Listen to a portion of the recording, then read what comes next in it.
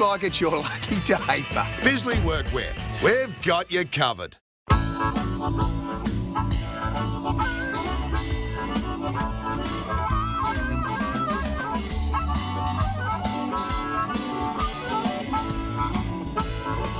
In today's world of self-service, it's nice to know that there's still a place where you can sit back and relax. Bennett's Driveway Service, now at Snug, Lerner Valley and Sandy Bay.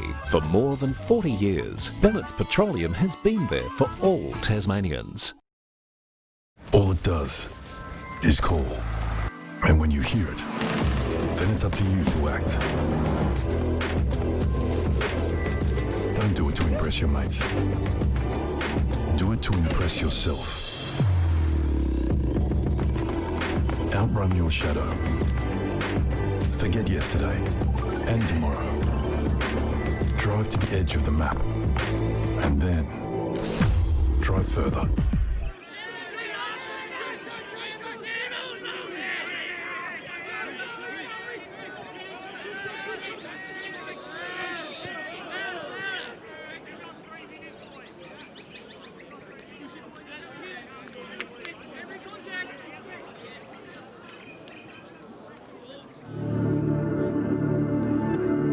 Thinking of selling your home?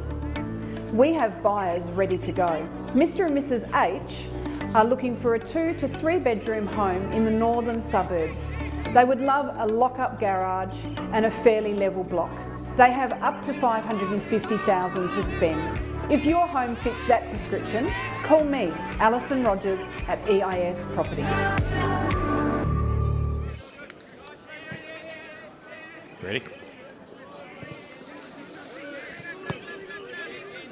Yeah, it's time for round one of the Southern Football League. Duff TV, Aaron Peachy Roberts in the commentary position. Martin Duffy on top of the Hobart Club rooms. Both teams with an extended warm-up. There are the Hobart boys getting some last-minute advice from Rat Gilmore. And I think we've got a couple of interviews and also a little bit of specky stuff we're going to show in a minute. But looking forward to this game. Martin Duffy, welcome to you for this men's game. Yeah, big build-up to this game. Rats at the helm.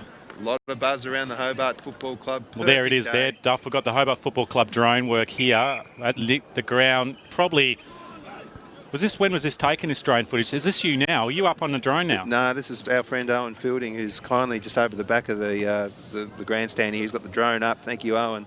Done a great job.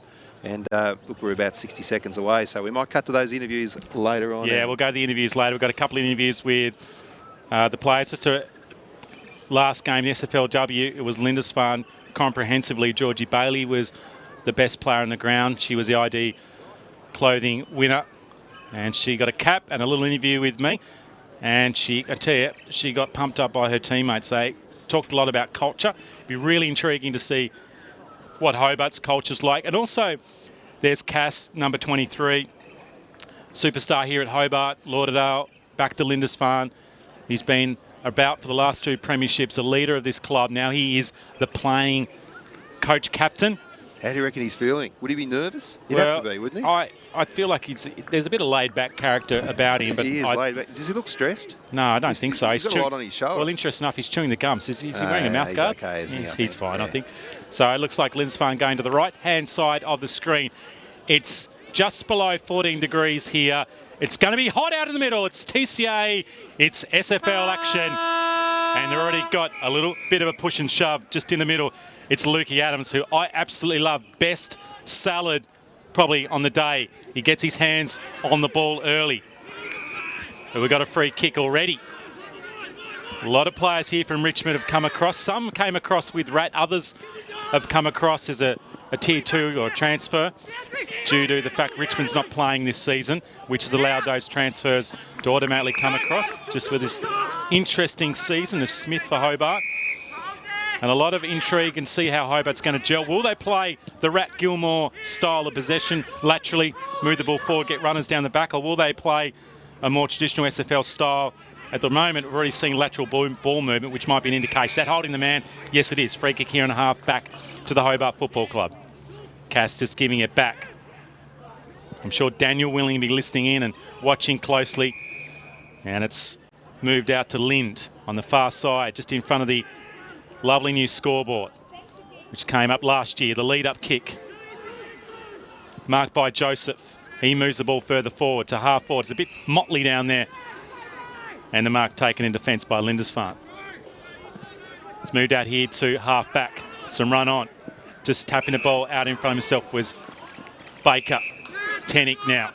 I think Baker's going to have to take the free kick. Tennick was away in the long sleeves. And a gentleman who's played a lot of football for Richmond now running around for Lindisfarne. With that famous kick. It's effective though. Teasy gets a lot of the ball. Tough as nails at the football. A really consistent performer for Richmond over many years and now for Lindisfarne. So play on for the umpire. Kicks up to half forward. Theodore James will be an important player. He moves it on towards Cassidy. Tight, trying to find some space. Kicks a bit back in. Snap on goal for the first opportunity to score. Should be punched through. It's not. It's a goal to Lindisfarne. They're away. And they've got the first score on the board. A little bit of roving work and maybe just lacking just a little bit of pressure. And I think it was, it's Johns with the first goal on the board. We'll see in the Midfield replay. Gets it on here, Johns, in his left hand.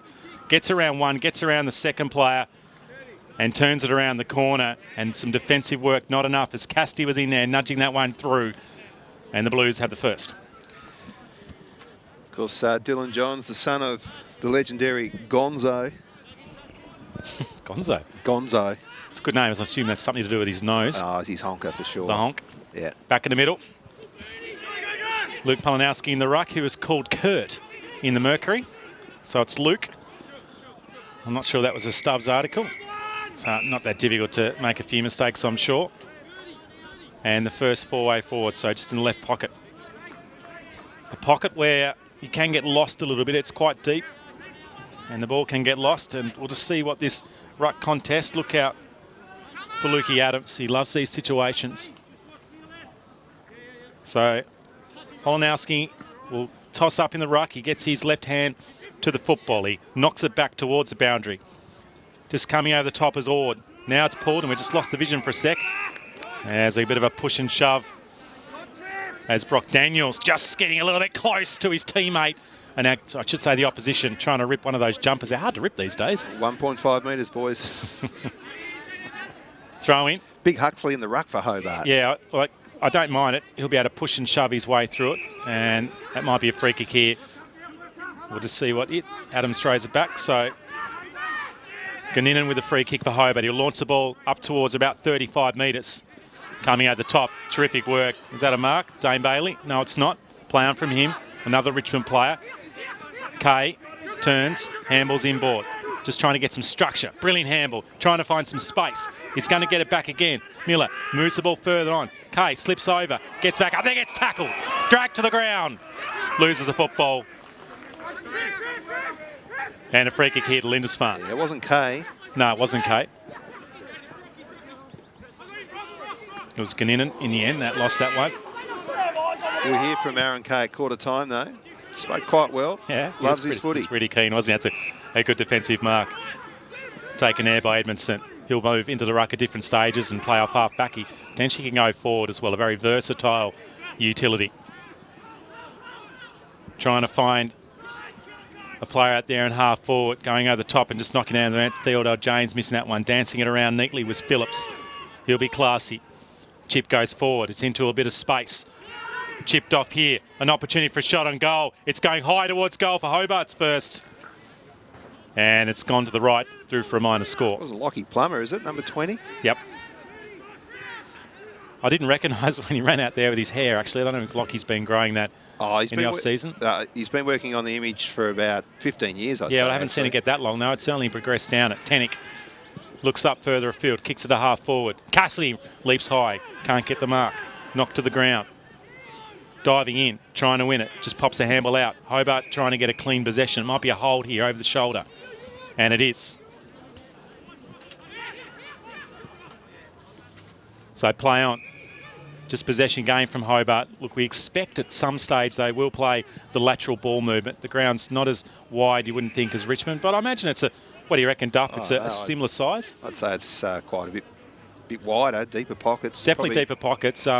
Maybe not quite as long. I don't, no, maybe not as long. Maybe the width-wise, Richmond's not a particularly wide ground, with Clarence playing there today for their first home ground boy Josh Green playing for Clarence today. Kicked up to half forward, big fly in the pocket, just lands in the pack, comes out again into the forward 50 again. Pretty rushed play at the moment, as neither team's been able to get any consistency going, and that should be a high. That'll be a free kick here to Hobart.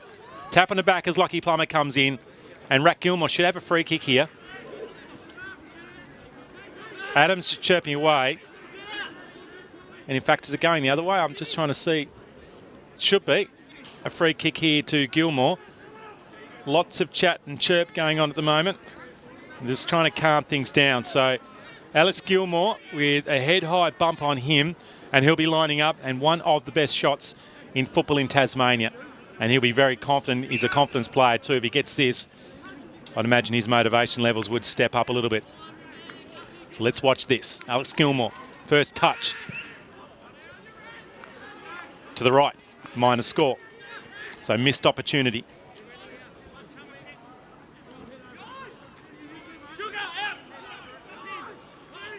So let's see if they can move this ball out here. We've got Case Miller on this far side, just near us. Jamie Round, he might get on again. Going to get the handle away just in time. Miller again, goes past him, handles neat, finds Bailey. He knocks it further afield. Has that player not had the football? Did he correctly dispose of it? No, he didn't. And Lockley with a free kick for Hobart. Launches it into the left forward pocket. It's brilliant. It's an outstanding kick. And nearly up on the side of the bike track is Brad Joseph. So, opportunity here for Hobart. They've had a couple of set shots. They've probably had the better of the players we see in the Midfield replay. At the last minute, just checking his kick and got it out to the left. And Brad Joseph, he is deep.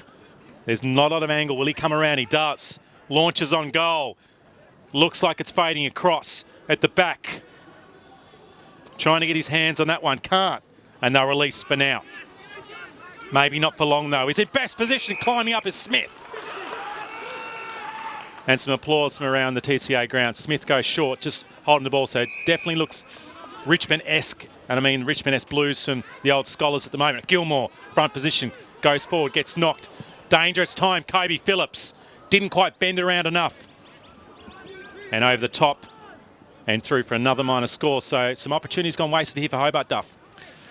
Yeah, they look all right, the Tigers, don't they? They've been a battling side down towards the bottom of the ladder for a few years, but already they're just looking a little bit more slick. But you're right, no, they just need to get that early goal. Get that confidence going. Amazing what that does. As often is the case, as Baker comes in and applies some pressure. Cassidy comes upfield when something needs to be done. Roberts with a new do. He'll be a dangerous player. He's not happy with the umpire there. And another free kick here to Lockley. He plays on with a handball. Smith, kick is okay. Finds Fisher. I should say Luke Adams. Kobe Phillips gets tackled, slings it out. Handballs the ball away. Tenick on the edge of that one. He applies some pressure. Cripps is in there as well, and he's on his knees. And out of bounds. Yeah, look, I can definitely see that style of possession game. It's quite intense at the moment, though. Both teams are just throwing a few extra players and getting in the way of each other. I suppose the best way to do it. Ruck contest. And fair to say the players are going to be surely a little bit rusty. Oh, look, I mean, no doubt. What have we had practice game-wise? Nothing. Not a lot of fun. Not a lot of runs so far. Chasing out is Miller. Case's kick is great. Good lead up mark. Now the next kick isn't as good. Baker gets around one. Decides the handball's the best option for him. Now some run. Here come Lindisfarne. There you go, Lindisfarne. And it's gone out of bounds. So Richmond will bring it back in. I should say Hobart will bring it back in the wrong colours. Just in front of us, we've got a good vision of that one. The chip, look, it was an okay option, but Gall has got it though for Lindisfarne. Kick into the man, the mark. That didn't work out. Luckily in there, apply some pressure. Lindisfarne, chain of handballs. One of those ones is Adams. Adams to Hutchinson. Hutchinson's kick out wide, looking for Rand. No helmet on him today. Bringing it around. First opportunity for Lindisfarne for a few minutes. There's been all Hobart. What's happening? And there is a free kick. Oh, The umpire signalling it. Cassidy cannot believe it. The umpire's calling a push out. And it is going to be Miller. I should say it's going to be a free kick here to Angus Evans, deep in defence. So Evans, not sure. He probably needs to play on here and run around. He might be in trouble if he gets called for a handball.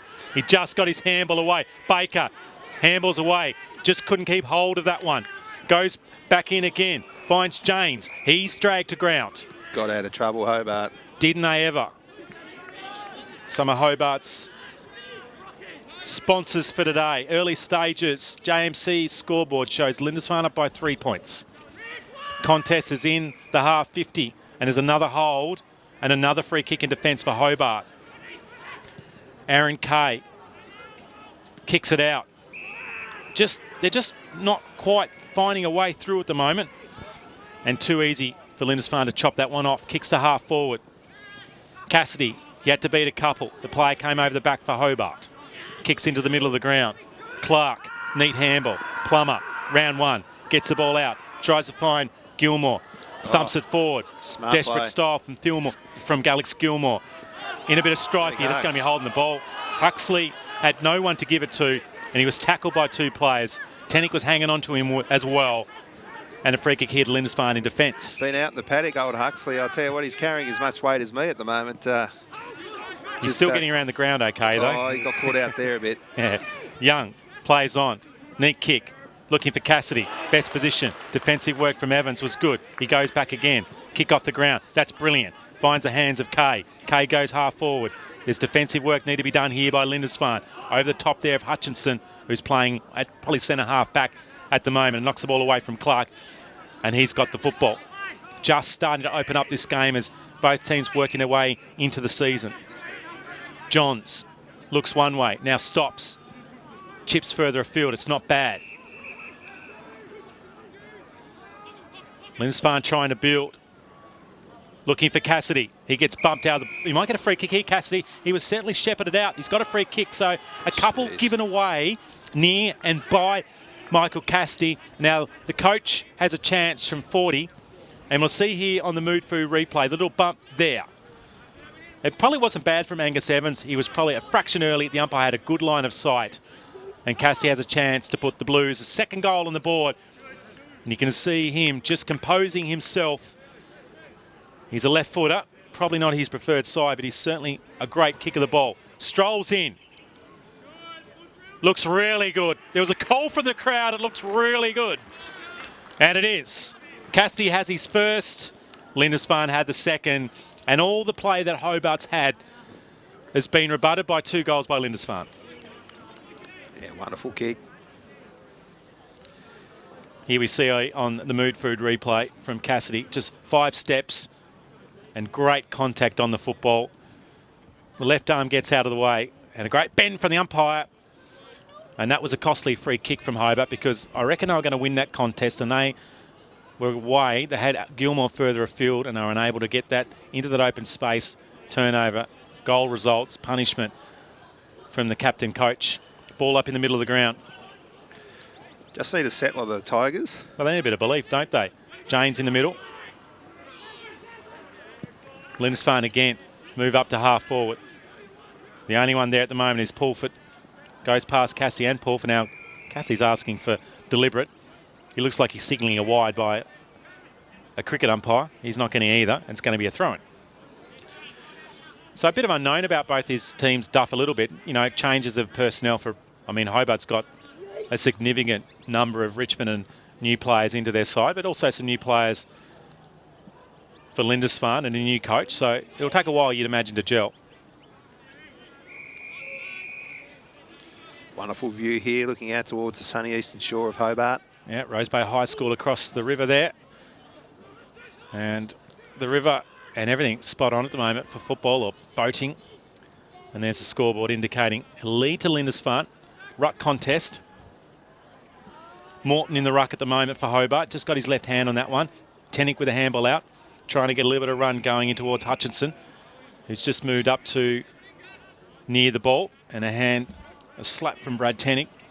A superstar for Lindisfarne over the journey. And look at what he do in a ruck contest here. So the ruckman go up. Polanowski just look around him, didn't find anyone. Now it's popped over the back. Finds Clark. Some run from Plummer. It's a good kick to Gilmore. Oh, so just close. Jumped out of his hands as he hit the turf. Oh, they're away here. Now Lindisfarne have an opportunity. There's several players. Plummer have to corral him in towards the boundary line. It's an okay kick to a 1-on-2 as Roberts comes out. It's not a bad result, I reckon, for Hobart. Not the best kick. Needed to be lower and a bit firmer. And we've got a throw in here. So close to that mark down there. Rat would have been kicking from about 28 metres. It really is an ebb and flow game at the moment. It's been all right. It's Midfield replay. Look at the effort from Rat here to get that one. He nearly pulled it in. It's pretty hard to chest mark it when the grass is between you and the ball. So ball's one out of the ruck contest. Move up to half forward. Not a bad contest down there. Huxley's competing well at the moment. And I think it's a free kick here to Lindisfarne. So early stages. Footy's back in southern Tasmania. It's been going in the north for a couple of weeks. State League obviously going.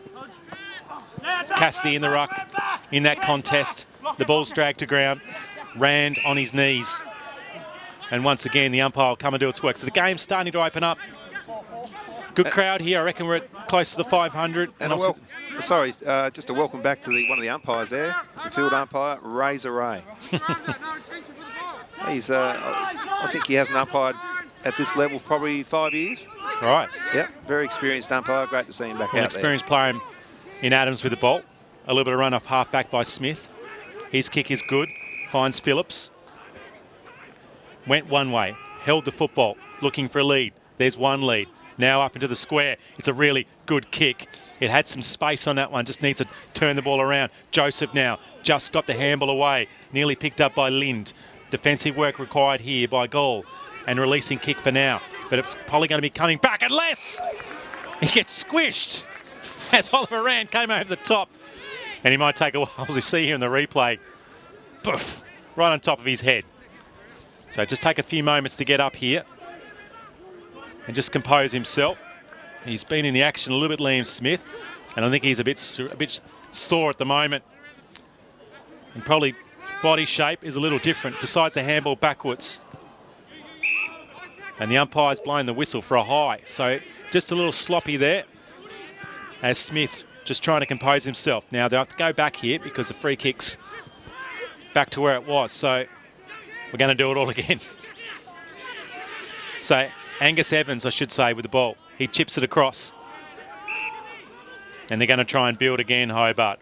Woodward goes up further afield to half forward. Holding his position well was Pulford. He'll go to the middle. That's not bad. Woodward again. There's this build-up game that Gilmore likes. We saw for half a decade from Richmond. Premierships and grand finals from them. And a style that was very effective in the old Scholars. And there was a miss mark then. I just feel that Matt Phillips was a bit behind and needed to get up into that contest, but it's probably worked out okay. Plummer trying to go in and reap that ball and get it around on his hands. Now the quick kick out of the pack. It's gone into the forward 50. Dane Bailey in best position. Is he tackled without the football? Probably not. Looks okay. Is it a high tackle laid by Alice Gall? It's not. And a ball up. So a few changes here. Gilmore deep in the forward 50.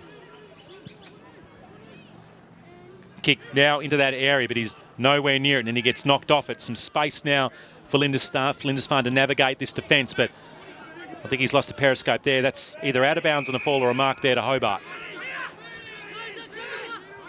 So just looking through the marvellous windows you now have in the Duff van, I can see Mitchell Bird now for Hobart. Launched the ball back into the forward 50. Plummer in best position. In the end, he had to probably climb against a taller player. In fact, that was Kobe Phillips, I should say. And we're going to have a ball up with Brad Tannick. So often, the last person at the bottom of the pack to get up and give the ball back to the field umpire. Dangerous position to throw the ball up. Bird in there for Hobart. Not one out particularly by anyone. That's a nice releasing handball. It's into the middle of the ground. Contest there. Cripps knocks it away. Baker turns one. Now he smothered that ball when he's on the ground. Then dishes off the handball to Daniels. Daniel goes forward. The kick's not the best.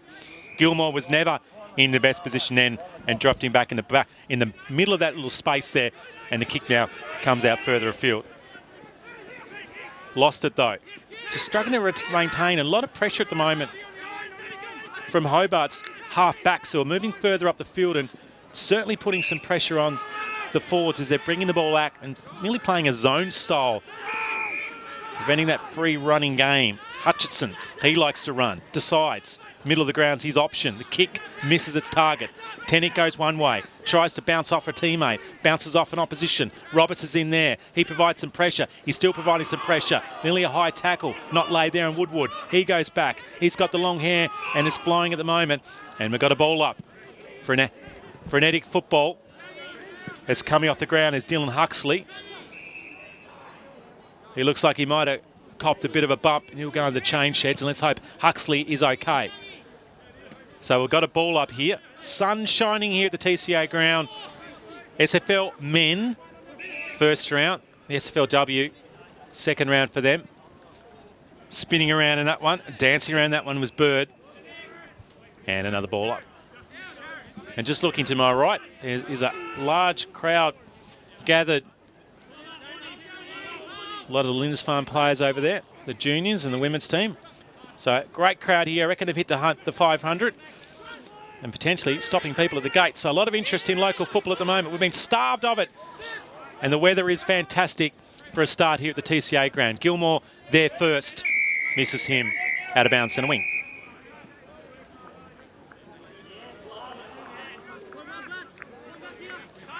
Just need to find that goal, don't they, the Tigers? Yeah, I'm trying to wonder if Gilmore-centric a little bit, some of the Hobart, although they haven't had a lot of clean delivery into their forward 50. There's been a lot of rushed kicks. I'd actually say they're winning the better of the ball at the moment, particularly through the middle of the ground. And they've got Plummer in particular and also Phillips. I think they want the ball in both their hands. Both good users of the ball. Another player uses it quite well is Ganninan, but his kick is just off the mark. And there's an example. Just that delivery into the forward 50 hasn't helped out the forwards as Frenetic with the long sleeves kicks the ball further afield. Hutchison, pressure from him. Clever then from Phillips. Frenetic will race to it first. Out of bounds. Yeah, you're right, Duff. I think they've missed some opportunities here, and Lindisfarne have done the opposite. And when they've gone forward, Cassidy and the small forwards for them have looked dangerous. They've just had more open space, and that's probably because the rhythm of the ball movement from Hobart at the moment is a slow, progressive build-up. A bit of pace about it. It's just Huxley now coming back on the ground just in front of us, so he's hopefully had a bit of a check and he's okay. A couple of trainers around him. The trainers are really important. Cassidy. In fact, it's not Cassidy. Oliver Rand. Onto his right boot. Into the spot where often a lot of goals are kicked, and it's going to be one.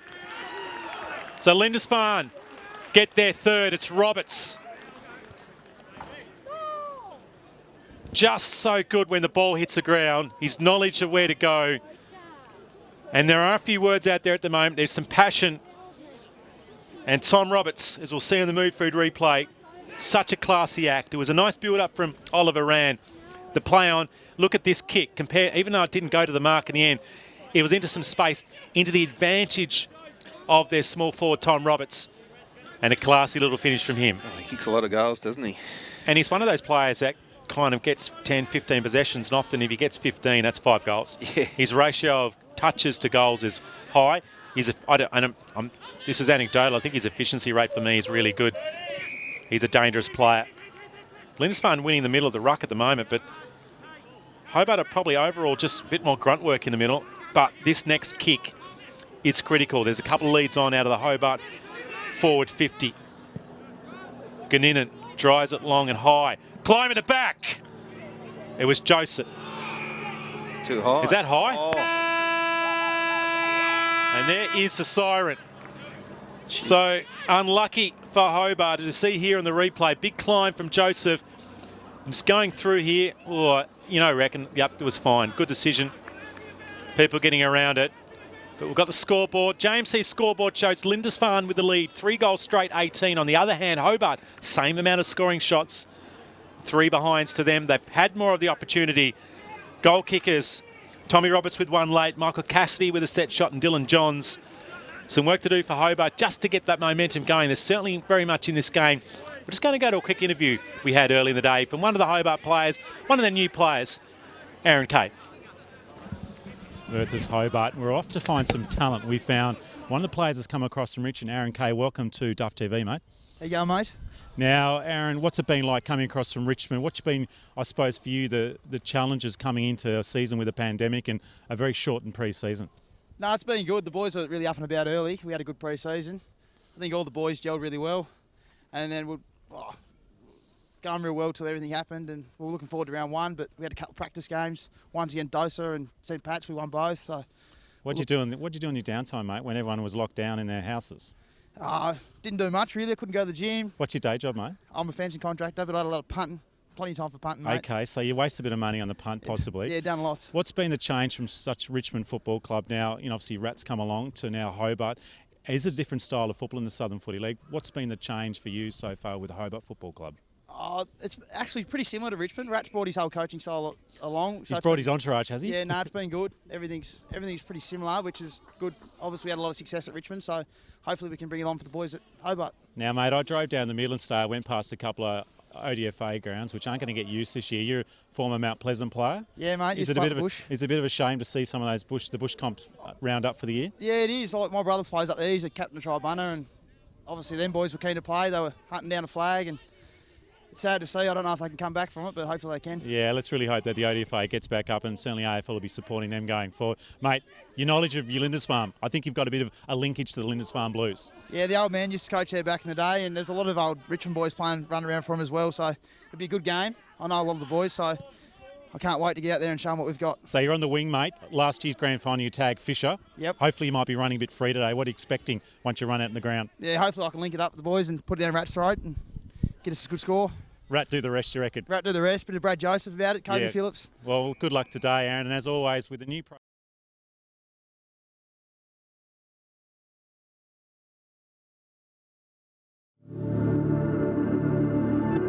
Are you thinking of selling your home? We have buyers ready to go. Mr. and Mrs. H are looking for a 2 to 3 bedroom home in the northern suburbs. They would love a lock-up garage and a fairly level block. They have up to $550,000 to spend. If your home fits that description, call me, Alison Rogers at EIS Property.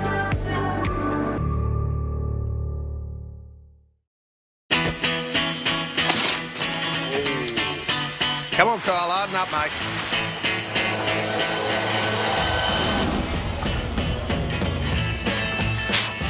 Bit dusty there, buddy.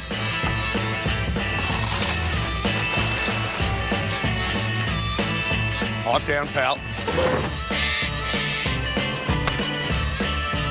Looks like it's your lucky day, but Bisley Workwear. We've got you covered.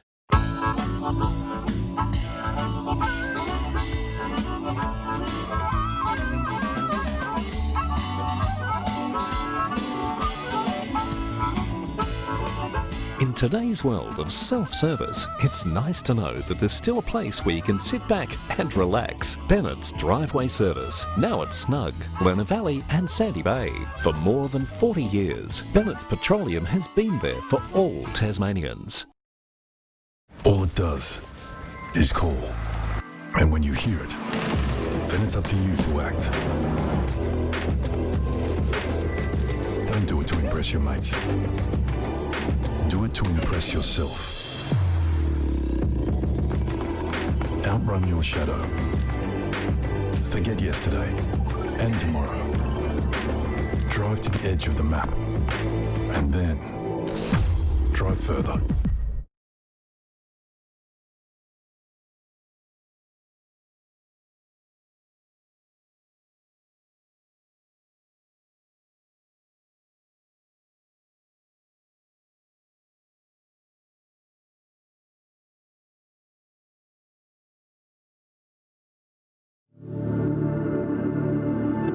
Are you thinking of selling your home?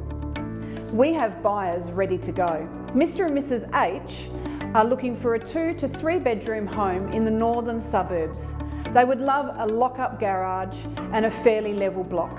They have up to $550,000 to spend. If your home fits that description, call me, Alison Rogers at EIS Property.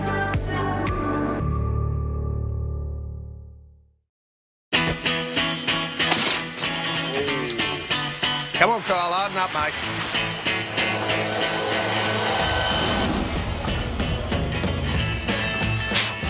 Bit dusty there, buddy.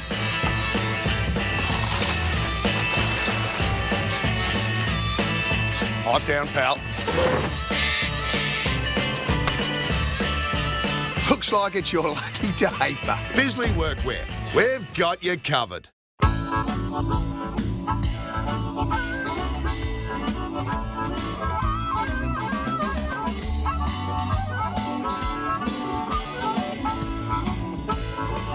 In today's world of self-service, it's nice to know that there's still a place where you can sit back and relax. Bennett's Driveway Service, now at Snug, Lerner Valley and Sandy Bay. For more than 40 years, Bennett's Petroleum has been there for all Tasmanians. All it does is call. And when you hear it, then it's up to you to act. Don't do it to impress your mates. Do it to impress yourself. Outrun your shadow.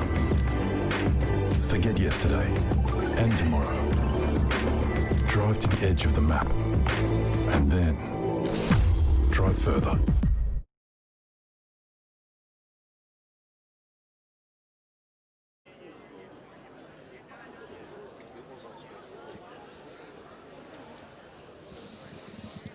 Second quarter action about to kick off here at the TCA ground. The shot of Alex Gilmore just having another drink. One of the quirks of playing during a pandemic is no water carriers at times kind of being involved as much. You've got to make sure you keep your drinks a bit separate. Big Huxley going into the rooms. Yeah, it's the second time he's ventured into the room, so hopefully he's okay. He did get a knock, came off the ground, went in just before quarter time, and now he's back in again.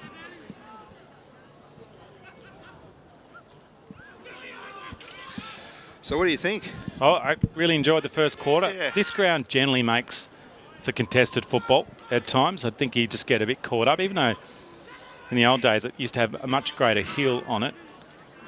And I think that used to probably tired people out more than anything, and now it's certainly been flattened out a bit. But yeah, it does usually provide a tight contest. Tenick, Holnowski, hands on that one, onto the foot. Phillips, tackle late. Tenick again. Neat handball out. Richmond, a lot of their Richmond guys around there. Lukey Adams, is that a high tackle? Now there's Nat Baker in there as well. And we have a ball up. But certainly free-flowing. 3 goals to Lindisfarne. They probably went forward maybe 7 times. I reckon Hobart were in the teens, mid-teens, for their forward 50 entries around the ground. Relatively even, but I certainly think Hobart came nicely out of this area, but it's this next kick that they struggled with. They kept finding the opposition. Their forward entries weren't great. Here's Case Miller trying to get his hands on and snag an early goal. Ball's just hacked out. Baker bounces past him. Tries to go again. Woodward with a tackle on him. Baker releases out the back. Bailey. And Hobart just for now. Kobe Phillips. Now, he did handle that into his shoulder, but I'd say the umpire didn't think it was the correct disposal. And he's going to lose the football in a free kick here. So let's see. There's a lead from Cassidy. Now he comes back again. Decides to go up short. Just went over the fingertips of McPherson. Waiting under that for a long time is Young. Just misread it. Coming up over the top was Edmondson. Launched back in now. Gall. Wrong way. That is the wrong way. And a couple of people there enjoying it on the hill here at the TCA ground. Little family there. Loving the football. As I drove down the Midlands, I saw an Auskick Centre operating at Campbelltown. It's the only football operating at Campbelltown this year, unfortunately. So the junior Auskickers are up and about. I went to a centre last night at South Launceston. That was an absolute ripper out there. They had about 50 kids running around. So junior footy, STJFL, Duff, your man on that. Auskick going, and all the senior comps are now up and running as of today. Luke Adams stops. That's a good kick from Adams, I reckon. I don't mind that at all. Now, just if it stays in play, they are away there, and luckily couldn't quite keep it in play. Yeah, it just ran down the hill, didn't it? It did, didn't it? You'll get used to playing up here, Luke. No, well, you know, a lot of balls are run down there from pull shots and, you know, cover drives from cricketers over the year, and the odd footballs race down that little bit of grading as well, right in front of our commentary position. Tenick to his knees. Adams also. Molinowski in the ruck. Lays a tackle. Nothing doing, I think is the call, but there is something doing. It's going to be a free kick to Adams. Might have been high. Oh, I'd be disappointed with that effort. That was often is the case, isn't it? First game of the season, Yeah, players make what I would call pretty average mistakes. And sometimes it's a technique thing, other times when you're under pressure, your technique gets impacted. And even then, when there's not a lot of pressure, you can still muck up your kick. So ruck contest again. Just attacking side here for Lindisfarne, going to the left-hand side of the screen. 3 goals in the first, and the old whack to the middle of the ground. Ganninen's been good. Finds some space. Accelerates. Kick's not great. Needs to be butted up here. And it is for a behind. Just about been their best player, Ganninen. Really good mover. It's one of those ones, but you've got to know that kick, don't you? But in saying that, he did have a lot of options, and now another turnover. I think this is Young. I should say not Young. I think this is Joseph. So Bradley Joseph. He's going to be kicking from outside the forward 50 here. Not much wind. Hobart to try and get their first score on the board. It's high. It's floating.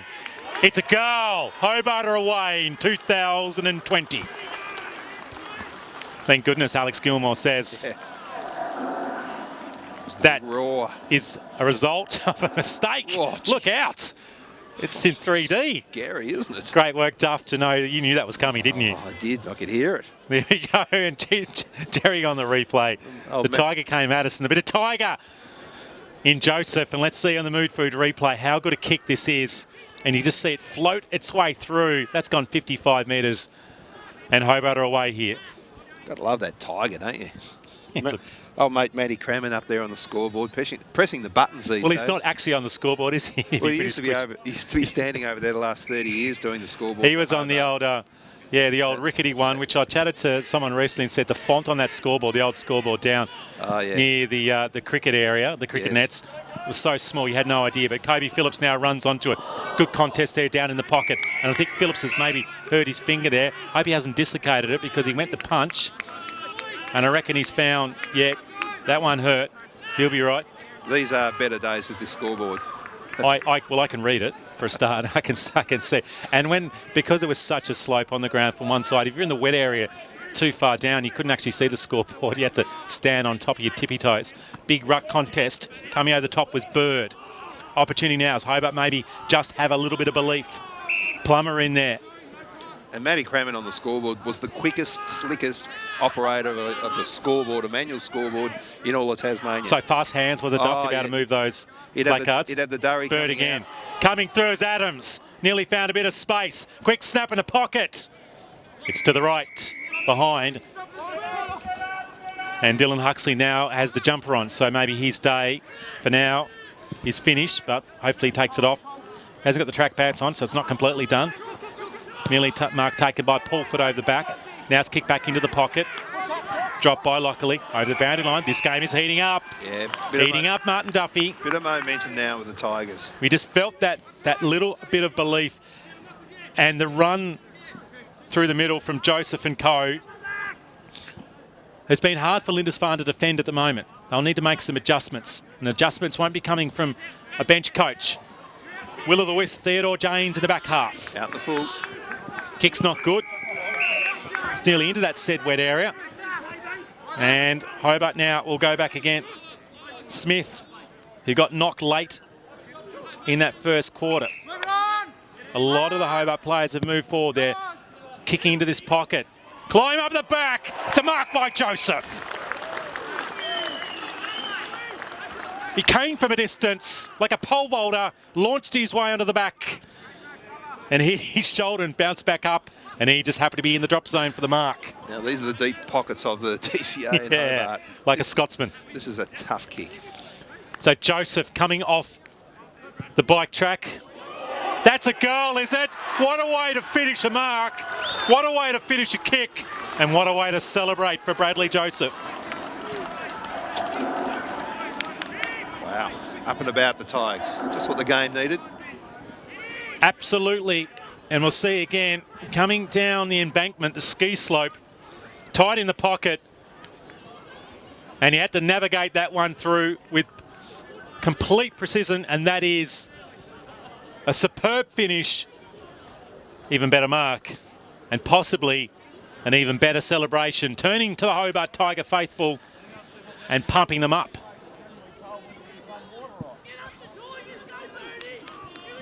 Footy's back, Duff. It's now officially back. It's great, isn't it? It's actually back. Ruck contest, neutralised in the middle. You feel okay about life again?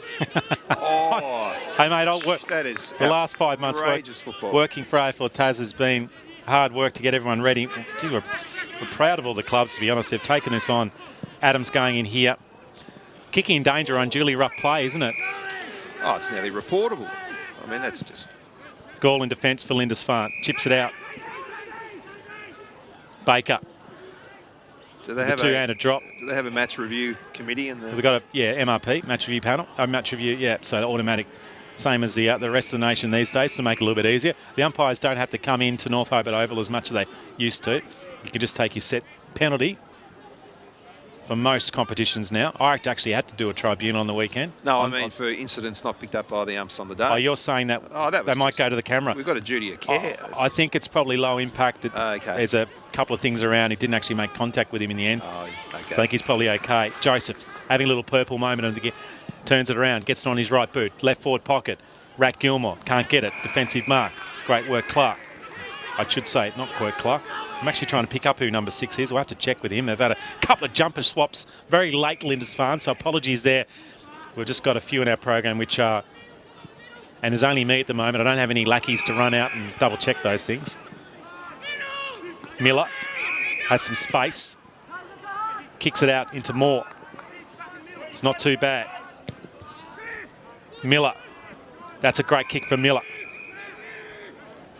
Can they build up here, Lindisfarne? There's a lead. Edmondson was in there and decides to go shorter. And the option's not bad and finds Josh Young. So Josh Young's around 55. He looks like he's going to have a shot. It's just got a little gloomy here as the sun's gone behind a few clouds. Still ideal conditions. And Young with an opportunity to just steady the ship. Even though Lindisfarne have a 2-point advantage, the game is certainly theirs. He chips short. It's not a bad option. Cassie's got 3 to beat. He couldn't beat him. Tennant handballs the ball out. Roberts tight in the pocket. Roberts screws it too far. In fact, not far enough. And a minor score. So a good build-up. Cassidy, though, 2 on, or it's got 2 to compete, and then there was 1 third person up, which made his life very difficult. But you know what? He can probably beat those every second try. So releasing pressure. That's not bad. Ganninen's got Plummer out here. Decides to go further afield. Joseph, why not go to Joseph? Plays on. He gets some applause from his entourage. The kick's smothered. Edmondson was good then. Finds Bailey. Bailey goes short. They were on then, Hobart too. Weren't they ever? Young now will go across. Go into the pocket. Cassidy from the back. In fact, it's not Cassidy. Now, there's a little nudge out here. This is a free kick here to Lindisfarne. Yeah. And you can see why. So, Oliver Rand, it looks good without the helmet on. It's got a nice salad on top. It is going to go back and have a shot. We might just see a little replay of that build-up, Jerry. It was a nice little build-up, and just see the little nudge coming up. Didn't have his eyes on the football. Did Hutchinson. This is a big kick. And he hasn't delivered. Out the full. Not just hasn't delivered, he's missed everything. Out of bounds on the full. So the Jackson Motor Company scoreboard, 2 goals for 16. Lindisfarne 3-1, 19. midway through the second quarter here. Just getting a little bit more confidence coming out of the back line now, the Tigers. They look good. They've got some youngsters down there too that I'm not as familiar with. That's out of bounds. He's actually juggled that mark. I reckon that's just going to be out of bounds. Yes, it is. Good boundary work then. The lad kept up with it. No, he's given it the mark. You're in a better spot, Duff. Lockie Plummer, I was trying to convince the umpire there. Lockie no, they're going. Plummer, He's going. I really like this. Boy. That was really good. The goal umpire, I should say, the field umpire came over and he actually described it then. And you can see that there's a little bit of chirping in the sheds there from the Hobart players right in front. I'm sure they thought it was out of bounds. Roberts at the back. Outmarked again. And just, you're right, this back half of Hobart's really good. Now, what's this going to be like? Flying at the back, Adams. Couldn't mark it. Handball comes out by Miller. On the ground. Adams releases. Finds Phillips. Gilmore, first time really on a lead for him. Looks up further afield. Doesn't have anyone to kick to. Now he's going to have to go short, I think. He does that. It's clever. Good from Rat. Joseph gets it. Not a free kick, though. Come on, Joseph. Get up, lad. Razor Ray won't go with that. No way. No chance. Smiles all around there from the Lindisfarne defender. And Brad Joseph has a chance to kick his second. That was a little touch. A little introduction. And right in front of us. And this is for the lead for Hobart. They're 3 points down. They've kicked 2 goals in this quarter. They've had most of the play. They've certainly looked to have the momentum. And this will get them in front for the first time of the game. No need to describe that. The crowd noise, the celebrations, do it all. Joseph has 3. I'll tell you what, if ever there was an enthusiastic SFL footballer, it's this bloke right here, Aaron Kay. He loves it. He was pumped before the game, he was pumped then.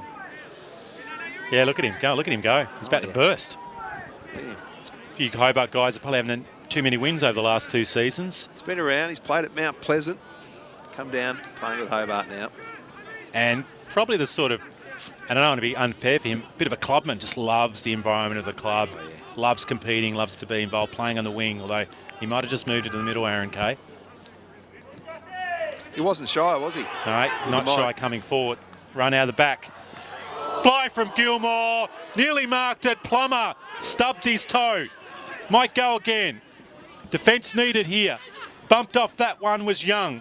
Chain of handballs, Frenetic into the ground. Kicked off it. Goes past it again. That was Bailey. And a bit of class in the ruckman. Under the pump here, Lindisfarne. They do look a little rushed, but you'd imagine at some stage they'll settle. They've got too many experienced players. They've made some movements. And once again, a lot of these teams have got a lot of new personnel. It takes a while to gel. Somehow found some space. Frenetic misses it. May have given away a free kick for a hold. He's unlucky because it was just a hold, but you can't accidentally pull a jumper. Hobart. So a free kick to Hobart. So Hobart now to build again. There's some space there, forward 50. Adams needs to turn and play on. Now he does. Probably kicks it a fraction high. That's not ideal. That's just too easy. Now there's a blow of the whistle. This is a free kick to Hobart. Timothy Clark comes in and says, what'd you do wrong? We've got the free kick. Look who it is. Oh, This will be 4 goals in this quarter. this is a standout. There it is. Well, I don't think, I mean, we'll see it again on the Midfield replay. There was a little something going on. Yeah, I'm not sure what's going on. He just cruises back. So from the free kick, from the easiest of them, and he has 4 1/4, and he's kicked 4. Hobart's kicked 4.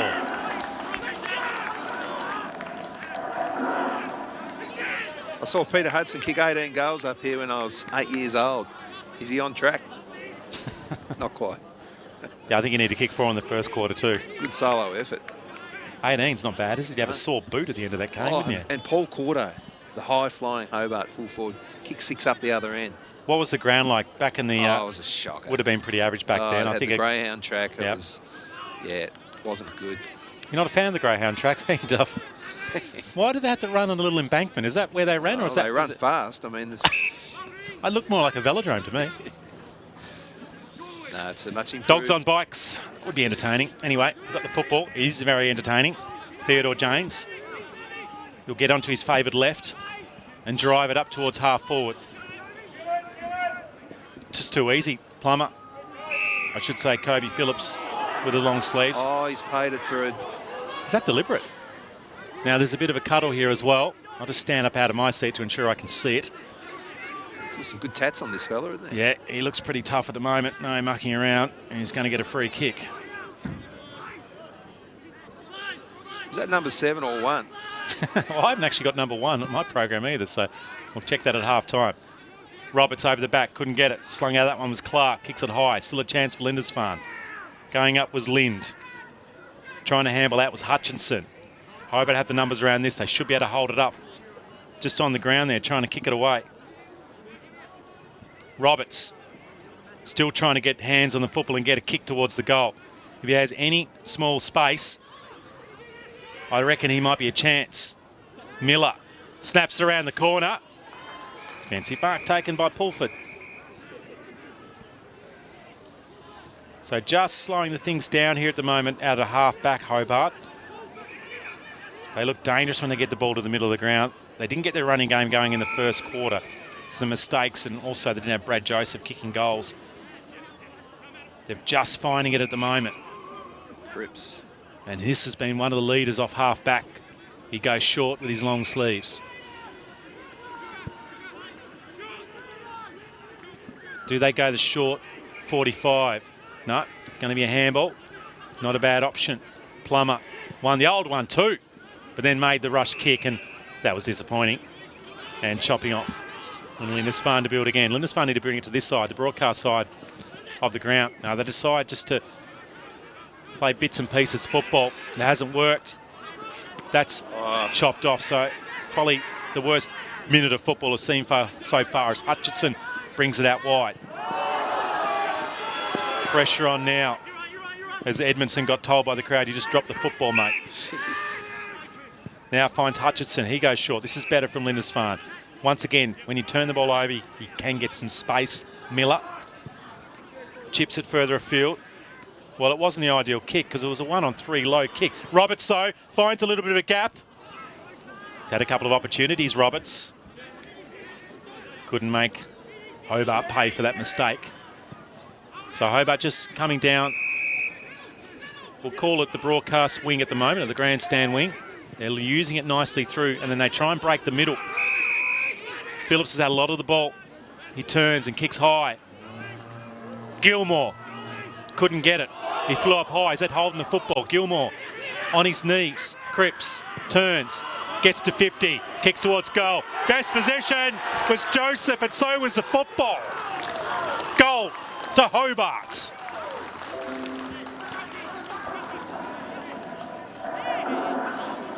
Well, the JMC scoreboard has really jumped out for Hobart now. What a goal. And danger signs, you'd have to say.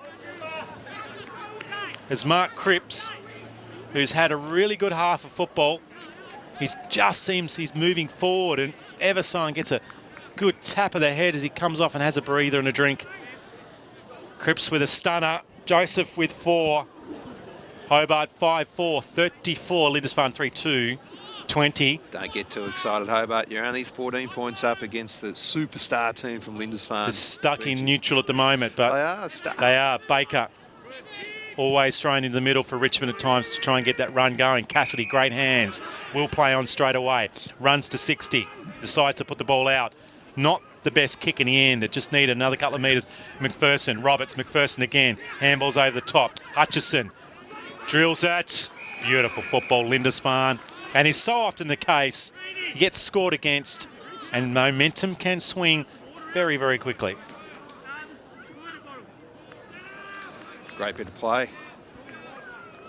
So Young now for probably the first decent opportunity in this quarter for Lindisfarne. Last year's premiers, back-to-back. So many grand finals with Daniel Willing. Now with Michael Cassidy in charge of the whiteboard and the magnets. It's Young. His kick's good. Oh, it's fading. Missed opportunity. And they would have loved that, Lindisfarne, so just keeps that margin out to a couple of goals, which is handy in low-scoring modern football. And with the momentum, gee whiz. Jeepers. we rode on that one, didn't we? It was a dangerous kick, but that's a much better kick. The youngsters for Hobart find some run. Phillips. No, tackle from behind by Baker. Brilliant. So Baker with it on half back. He's been around forever, Baker, hasn't he? Yeah, Can't be a young man. I'm not sure, maybe early 30s. He still moves all right. Yeah, he's a ripper. Played some time with Clarence. Kicks up high. Oliver Rands. Nice set of hands. And he's going to have another opportunity. We'll just see here the tackle by Baker on Phillips. You see him accelerating. And interesting, we've seen probably 5 or 6 entries go inside. There's a bit of blood on his lip there, Ollie Rand. It's going to go look at. Cassidy was sniffing around, wasn't he? He's just like, there might be a chance. Oh, I see a bit of claret. I better just hang around Ollie Rand here and I might get a chance to have a shot on goal. And why not give it to Michael Cassidy? Often delivers in the big game. And early in this very shortened, and I mean very shortened SFL season, you don't want to drop too many games early. You've got to keep in the contest. As the substitute, the change is made as Oliver Rand heads off, and now Cassidy from 50. Strides in. It looks excellent. And now he's the one pumping his fists. Joseph at one end. Oh, no, the other. Oh, he's changed it. Well, I think... Oh, he let me down there, Cass.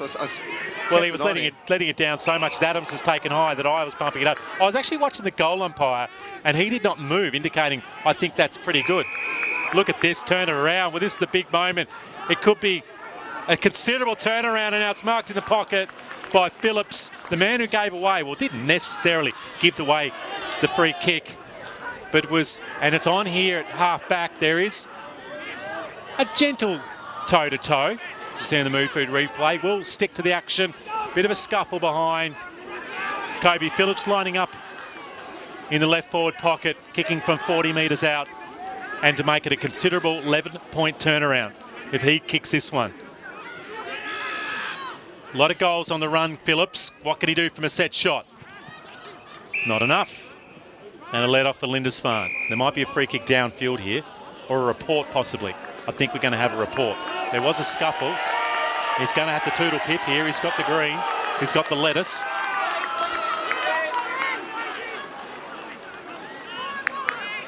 Razor Ray, plenty of experience. I only saw that on my periphery, saw some action going on, and I think the umpire, Ray, was certainly in the spot there as the temperature just lifted here at the TCA ground. The umpires have stopped thing again. I think it's Lindisfarne downfield, maybe. What's our playing time today? 25 minutes.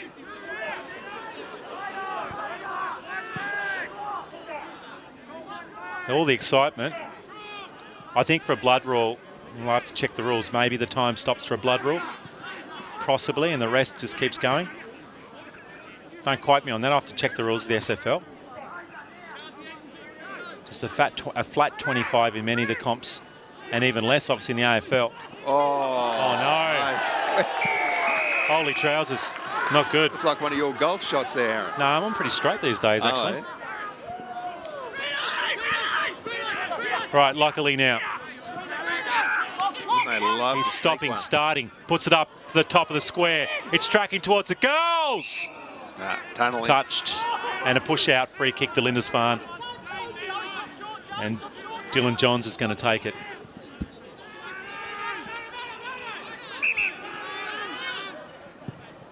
So brought back in by Lindisfarne.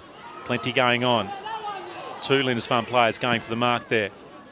Now it's kicked further forward, but it's been chopped off.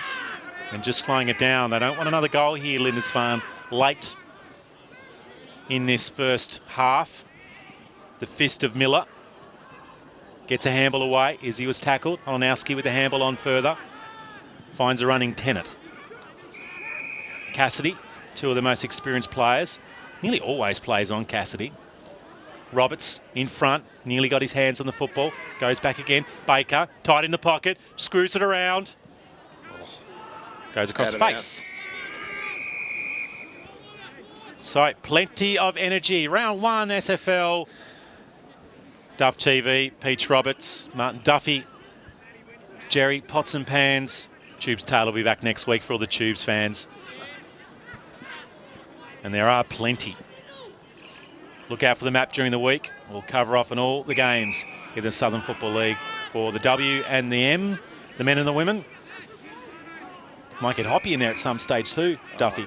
For sure. I think he's put his hand up for Now, a couple of Cassidy's Dodgers down games. here at the moment. He's just, in fact, that's, yeah, he's, I'm sure Adams There's a is a 50. terrific comedian, but it's going to be a free here. Adams is coming off. You got the salad straight away too. Well, it's crazy, isn't it? I It mean, is it's just a got a goal bit and- sloppy here at the moment. So a goal. And Lindisfarne, some undisciplined stuff, free kicks, sloppy football, and they've got a couple back. And I can tell you, Alice Gilmore, the Ma will not be happy with the last couple of minutes from Hobart. Sloppy from both. And result in a goal. Half-time here at the TCA ground. A ripping half of football. Plenty of feeling. A couple of players sent off. And on the Jackson Motor Company scoreboard, 5 goals, 5-35. Lindisfarne 4-4, 28. Bradley Joseph banged 4 goals through in that quarter, including a spectacular mark in the right forward pocket in front of the Hobart supporters. He kicked them from everywhere, including a free kick. Mark Cripps kicked a nice one. Caxty bobbed up, and they got a couple back late, or got one back late. 4 goals, 4-28 to 5-5-35. We're going to hear a little bit of how difficult it is during COVID to get your footy club up from Callum Upchurch, the president of the Hobart Football Club, in a few moments.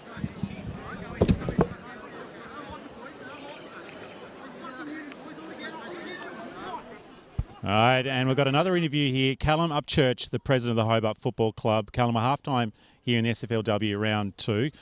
What are your thoughts so far? The girls got a bit of work to do. However, there's a lot of new players in this Hobart women's team. Yeah, absolutely, Peachy. Yeah, no, look, I thought they started off really well. Their tackling and the intensity was good, but obviously Lindisfarne a really experienced bunch of girls, so they were sort of always going to come out on top in that, I think. But yeah, no, our girls are putting up a good fight. How many new players are out there for the girls' team? Probably 9.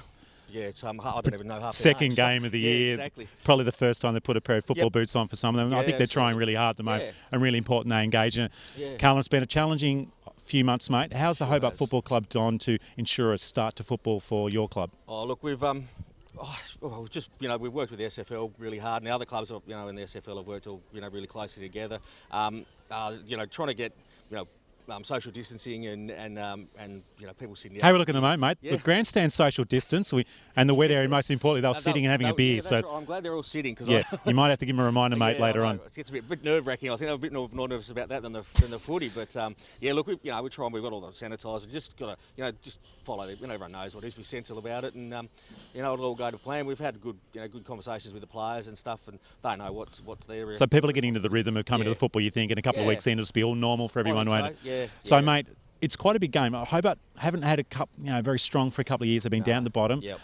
A lot of young players, but now you've got a very formidable coach in Rat Gilmore. He's got his own game style. What's it been like with him coming into the club? Oh, look, he's been great. It's been fantastic. It's what we needed, I think. It's bit of giving us all a boost, and it's livening the place up. And as you say, there's half a dozen again new players to the club, and new faces also brings new people in as well. So look, the vibe around the place is great. We were really excited at the start of the year, and then obviously the COVID hit, and you sort of lost that momentum going in. But once we've sort of could train again and get back out in the field, it's lifted, and people down in the club rooms and stuff after training, and it's really good. So well, you got the cosiest club rooms in southern Tassie, probably in Tasmania, mate. Yeah, they're great. Yeah, we do are concerned about the roof here of the grandstand here. Especially when the wind the Pasco stand. Here's a bit windy at the top there, mate. Yeah. Just on the women's game, what's the sort of plan with the Hobart Football Club with the girls and recruiting and bringing those players through? Is there a bit of a strategy? Oh, look, there is. Yeah, we do have a strategy. I won't divulge it just yet, but no, there's plans in place to get that going. It's really important that we do that. It's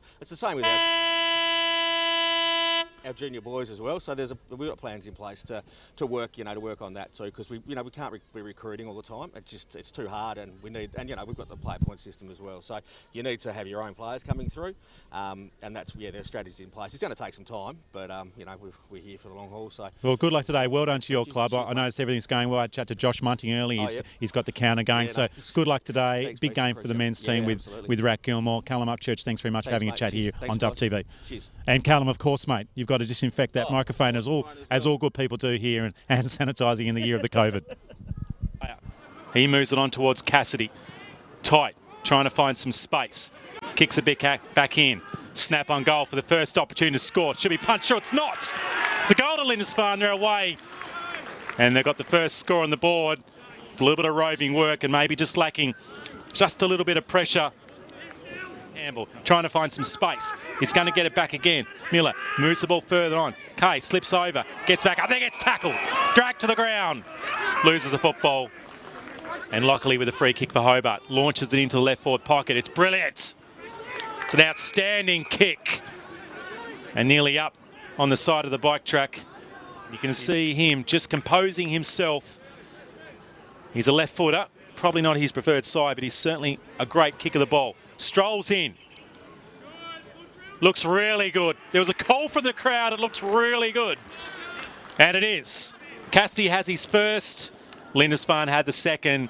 And all the play that Hobart's had has been rebutted by 2 goals by Lindisfarne. Yeah, wonderful kick. Finds Clark. Some run from Plummer. It's a good kick to Gilmore. Oh, so just close. Jumped out of his hands as he trainers around him. The trainers are really important. Cassidy. In fact, it's not Cassidy. Oliver Rand. Onto his right boot. Into the spot where often a lot of goals are kicked, and it's going to be one. So Lindisfarne get their third. It's Roberts. Just from outside the forward 50 here. Not much wind. Hobart to try and get their first score on the board. It's high. It's floating. It's a goal. Hobart are away in 2020. Thank goodness, Alex Gilmore says. Yeah. That roar is a result of a mistake. Oh, look out. It's in 3D. Scary, isn't First it? quarter. A lot of the Hobart players have moved forward. They're kicking into this pocket. Climb up the back to mark by Joseph. He came from a distance like a pole vaulter, launched his way onto the back. And he shouldered and bounced back up, and he just happened to be in the drop zone for the mark. Now, these are the deep pockets of the TCA in Hobart. Like a Scotsman. This is a tough kick. So Joseph coming off the bike track. That's a goal, is it? What a way to finish a mark. What a way to finish a kick. And what a way to celebrate for Bradley Joseph. Back, ruck contest, neutralised in the middle. You feel okay about life again? Oh, hey mate, I'll work. That is the last 5 months working for AFL Tas has been, and this is for the lead for Hobart. They're 3 points down. They've kicked 2 goals in this quarter. They've had most of the play. They've certainly looked to have the momentum, and this will get them in front for the first time of the game. No need to describe that. The crowd noise, the celebrations, do it all. Joseph has 3. Turn and play on. Now he does. Probably kicks it a fraction high. That's not ideal. That's just too easy. Now there's a blow of the whistle. This is a free kick to Hobart. Timothy Clark comes in and says, what'd you do wrong? We've got the free kick. Look who it is. Oh, this will be 4 goals in this quarter. This is a standout. There it is. Well, I don't think, we'll see it again on the Midfield replay. There was a little something going on. Yeah, I'm not sure what's going on. He just cruises back. So for the free kick, from the easiest of them, and he has 4 1/4, and he's kicked 4. Hobart's kicked 4.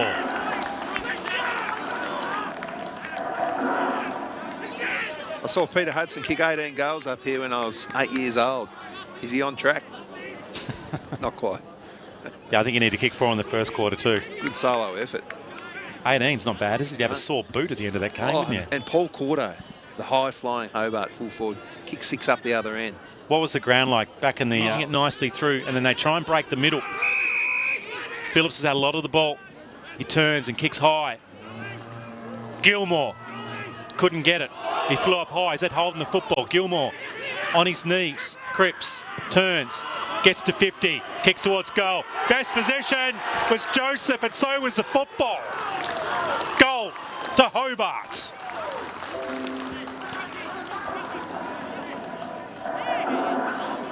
Well, the youngsters for Hobart find some run. Phillips, no, tackle from behind by Baker. Brilliant. Just a flat 25 in many of the comps, and even less obviously in the AFL. Oh no. Holy trousers, not good. It's like one of your goals. Are you thinking of selling your home?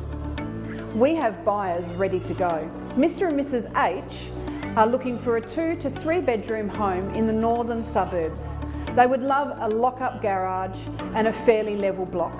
They have up to $550,000 to spend. If your home fits that description, call me, Alison Rogers at EIS Property.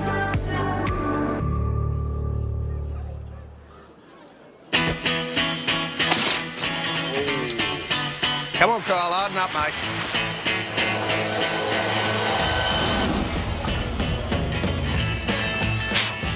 Bit dusty there, buddy.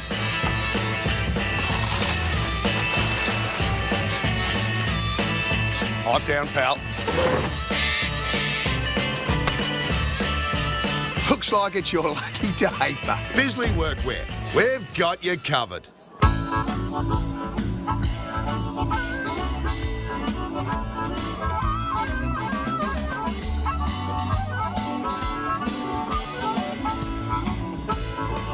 In today's world of self-service, it's nice to know that there's still a place where you can sit back and relax. Bennett's Driveway Service, now at Snug, Lerner Valley and Sandy Bay. For more than 40 years, Bennett's Petroleum has been there for all Tasmanians. All it does is call. And when you hear it, then it's up to you to act. Don't do it to impress your mates. Do it to impress yourself. Outrun your shadow. Forget yesterday and tomorrow. Drive to the edge of the map. And then drive further.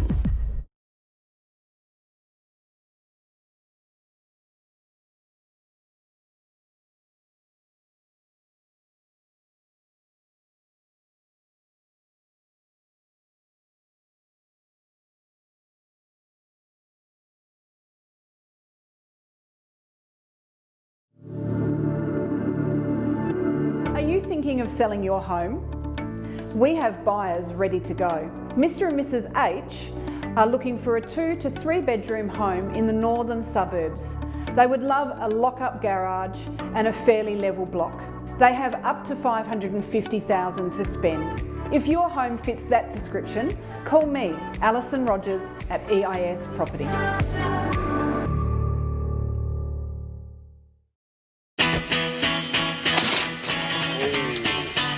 come on, Kyle, harden up, mate.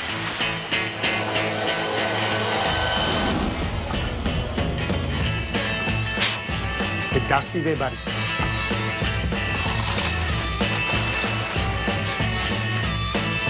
Pipe down, pal. Looks like it's your lucky day, but Bisley Workwear. We've got you covered.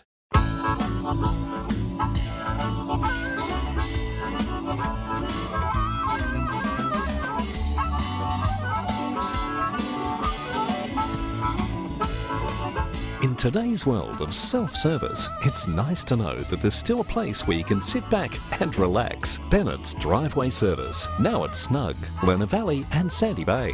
For more than 40 years, Bennett's Petroleum has been there for all Tasmanians. All it does is call. And when you hear it, then it's up to you to act. Don't do it to impress your mates. Do it to impress yourself. Outrun your shadow. Forget yesterday and tomorrow. Drive to the edge of the map and then drive further.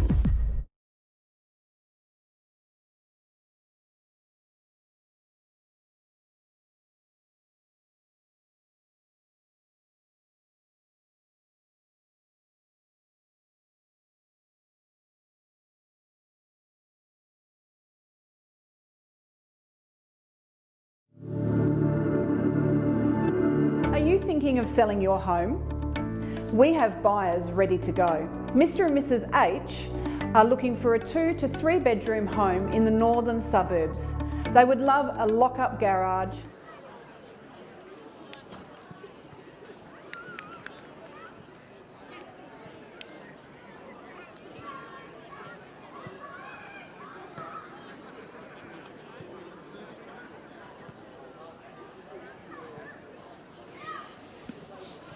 Welcome back, everybody. Second half action here on Dove TV, round 1 of the SFL. Men, thanks to the Hobart Football Club sponsors.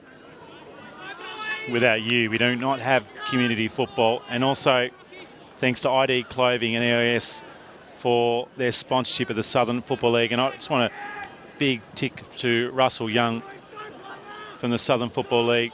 He's put a mountain of work in for a volunteer. So there it is, EOS property and ID Clothing. But we're all about the football. Lindisfarne at halftime stayed on the grass.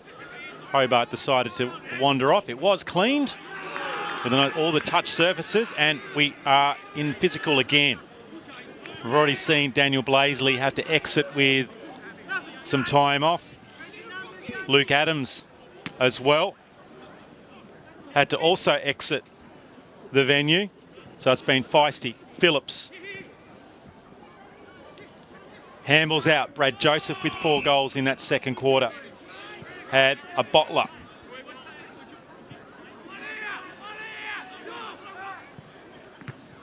Polanowski in the ruck, as he has done for most of the day.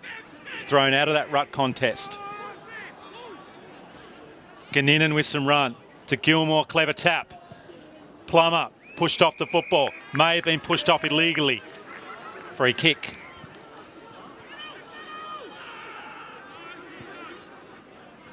Good up-and-coming junior. He's now worked his way into senior football, and he's got a 50.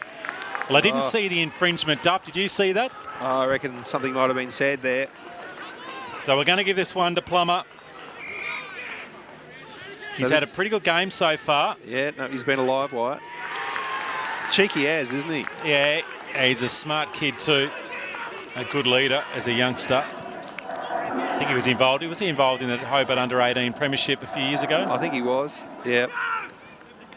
And he's dobbed one there, and so much celebration, and he lost his little bit of tape, which is hiding. Oh, that's very important to in him. We know the image is very important to him. Yeah, look, hair is important. I think I've given up. It's not as important to me. However, we live and dream community football, and I would have to say, even for you, Martin Duffy, this game has lived up to all the expectations and maybe a little bit more. It's been a ripper, that second quarter by Hobart. Well, they kicked 5 goals. 5 goals in the quarter, and they've kicked one here, so they didn't kick a goal in the first. They had 3 behinds in the first quarter. Need to get this outside 4 goals if they're good enough, the Tigers, and then just sort of try and hang it there. Lockley's been great today. Gilmore gets one over the shoulder. Play on for the umpire. Plummer just kicked that goal into the pocket. Runs out of real estate. As is so often the case in that right forward pocket in front of the heritage-listed. A couple of blokes live there. That worked for the Hobart City Council, actually. 2 blokes live there. 2 single blokes over in the old building there, just in front of the North Hobart and Marquis Tigers training facility. Marquis Tigers? Training started too for the Tigers, if anyone wants to get on board. Hobart's West Hobart's only cricket team. We've got a ripping poster I made during the week too, which is now on socials. Sorry. Oh, get it up in the break. Yeah. Actually, can you do that, Jerry? That'd be great.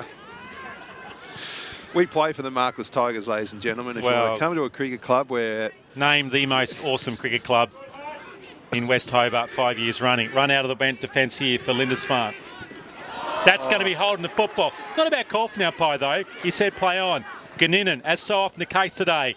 Bit of a wobbly pass to into the forward 50. Oh. Morton, kick is fantastic in the end. Do you think he meant it? The DJ Plummer, no doubt he did not mean that, but he will say he did. And there's the result on the Midfield replay. It's all in the vision and in the hands now of Lockie Plummer to kick his second goal in the space of 3 minutes. Great to see some of these younger Hobart players who have, you know, had some hard years up here. Plummer, Cripps, really playing some good football today for Hobart, and they're kicking away. Yeah, it's confident. It's out to the biggest margin of the match. And now the onus is back on Lindisfarne to find a way forward.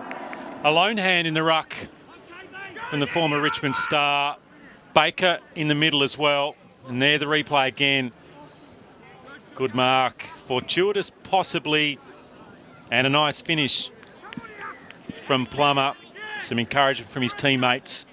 It's a good pocket to kick goals in.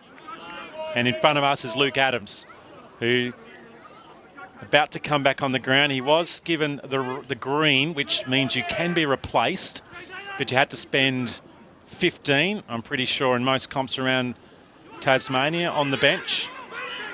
Run again. Zane Ord. Kick is okay because the bullocking Lockley. He lays a tackle on Miller and then thumps him over the boundary line and said, let's do it in a ruck contest. And there's our shot of the two benches. Cripps having a break at the moment as well. And you can see the Brains Trust and Daniel Blaisley over there on the far side, desperate to take his tats back out in the field. No one winning that ruck contest. Then the quick kick goes forward, goes past Plummer. Brilliant from Joseph. Plummer again. Quick kick, guy Kay. Hasn't seen a lot of Kay. We saw a little bit of him about 2 hours ago when he did an interview with me. And since then, he's been very enthusiastic, but probably hasn't had a lot of touches off the wing. Throw in here. Where did he play his footy last year? Kay. Claremont. Pretty sure. Was it Clement? Polanowski, 2 fists on that one. Screwed back in. There's a hold here. I reckon it's the free kick to Joseph, maybe. There's a hold. Or he's gone the other way. You know what? That's how hard umpiring is. I watched that and I thought Joseph had the free kick. Yeah. It went the other way. So it's a difficult gig to umpire. The umpire was certainly in the right spot. Kobe Phillips. Chip is okay. Big contest as two players ricochet off each other. Kicks into the pocket. Diving forward. Drops the mark. Just on Aaron Kay, as we were interviewing him, I glanced down at his leg. He's got very strong calf muscles. And on the back of that calf, it says Mount Pleasant Football Club. So yep, the Mounties. Some stage he's had a run up there and no doubt won a flag. I think they might have won the year before last. He won the 18 flag, which we covered. Yes. I commentated that was a ripping game of football where Mount Pleasant got beaten by Bothwell that day. They won the next. Bothwell won 2. That was their second. So a lot of Bothwell players have moved on, as well as Mount Pleasant. They've gone to all parts of southern Tasmania. Probably the two clubs that have got the strongest culture and also, you know, probably the most players, the most history as well. So Oatlands, on the other hand, have got a bit of work to do, as does Swansea. And we hope that they can find a way back for the next season as Cripps on his knees, handballs the ball off. It was good. Can Hobart build again? They've been really good off half forward, particularly when there's been a bit of run and players running past, but that was stagnant as a push out. Gilmore will get a free kick here. Now, no doubt that Gilmore's a ripping footballer and he certainly will make the most of a free kick opportunity. He definitely was pushed in the back. He did throw his body out a little bit, but he was still contesting for the mark. I think we like to see the good contest, and I was chatting to Greg Morton, an umpire in the North, a couple of days ago at the tribunal hearing, and he said one of the best junior football players to umpire in the state when he was a junior, Alex Gilmore. What can he do? It's gone to the right, behind. So missed opportunity. It was a good lead up and it was a good build up. He struggled to get on the lead of many Gilmore. On so many occasions at Richmond Oval to be Alex Gilmore leading out and taking chest marks fully elevated. But they've done a good job here, Lindisfarne, just to hold this off. Trying to rise up was Johns. Tenning should dish the handballs out to Baker. Couldn't. Now Baker gets it. He was tackled. Just released the handball as well. Adams. Well, this is going to be a Roberts goal if he could just turn around. He's marked it just in the nick of time, right on the boundary line. It's going to quickly chip over the top. It's brilliant. Terrific work. And Baker's on the other side. And now he's got a response as Oliver Rand makes the lead. And Baker, a steadier, desperately needed for the Blues. And he's just calming himself down, composing himself. And this is the response from Lindisfarne. Momentum Hobart way. Let's see the response by the player. Makes it look easy. Baker's got it. Lindisfarne get one back. And the scoreboard response for a Lindisfarne goal is pretty mundane. Midfield replay. Was that? Just for a second, I thought Roberts could have quickly turned around. Such a clever kick. Look at this kick from Roberts. Weighted perfectly. He had to beat two players around him. And it was clever from Baker because he was involved in the initial contest up on half forward. And he's ran about 70 metres to get onto that one. And even though he looks a little awkward, as we mentioned, such a good decision maker. And generally his kicking is on the money. Now, Polanowski in the ruck. Will he do the back tap? No, he's going to do the side tap. Baker again. Reads that well. Just chopping that ball off with Cripps. There's a couple of players down. It's a free kick to Lindisfarne. So just on his backside was Butler. And let's see how they're set up here. Tom Roberts is deep. Brad Tannick is deep in the pocket. I reckon he's going to have a shot based on what's occurring. So Oliver Rand, 55 metres out. It's a booming kick. It's going to go close. Is it touch? No, it's not. The Blues have got two. They're back.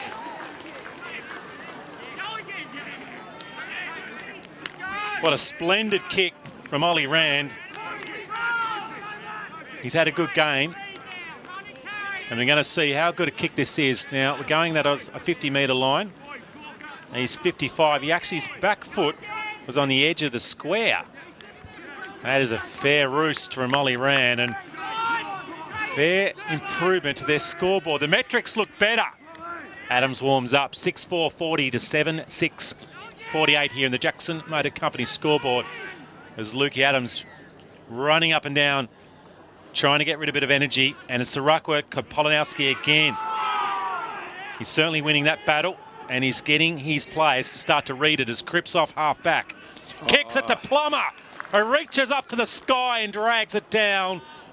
And maybe a response. Good vertical leap. And Plummer will have a chance to respond for the Tigers. Terrific crowd here at the TCA ground. I'd say it's at 500 right on. Plummer from 45. I think it's a goal. You can hear the applause. You can hear the yeah. And Hobart have done what they needed to do, and that is respond to a little bit of momentum from Lindisfarne. Oh, this game's got everything, hasn't it? Well, it's had a little bit of feistiness. We don't mind. It's been pretty much. The umpires, I think, have controlled that splendidly with really decisive green cards. Get them off the ground. It's had some running play. It's had some great marks. We've had the better players stand up, people like Brad Tannick and Cassidy and Baker, Polanowski. You know what I like about it? And then it's had the scoring.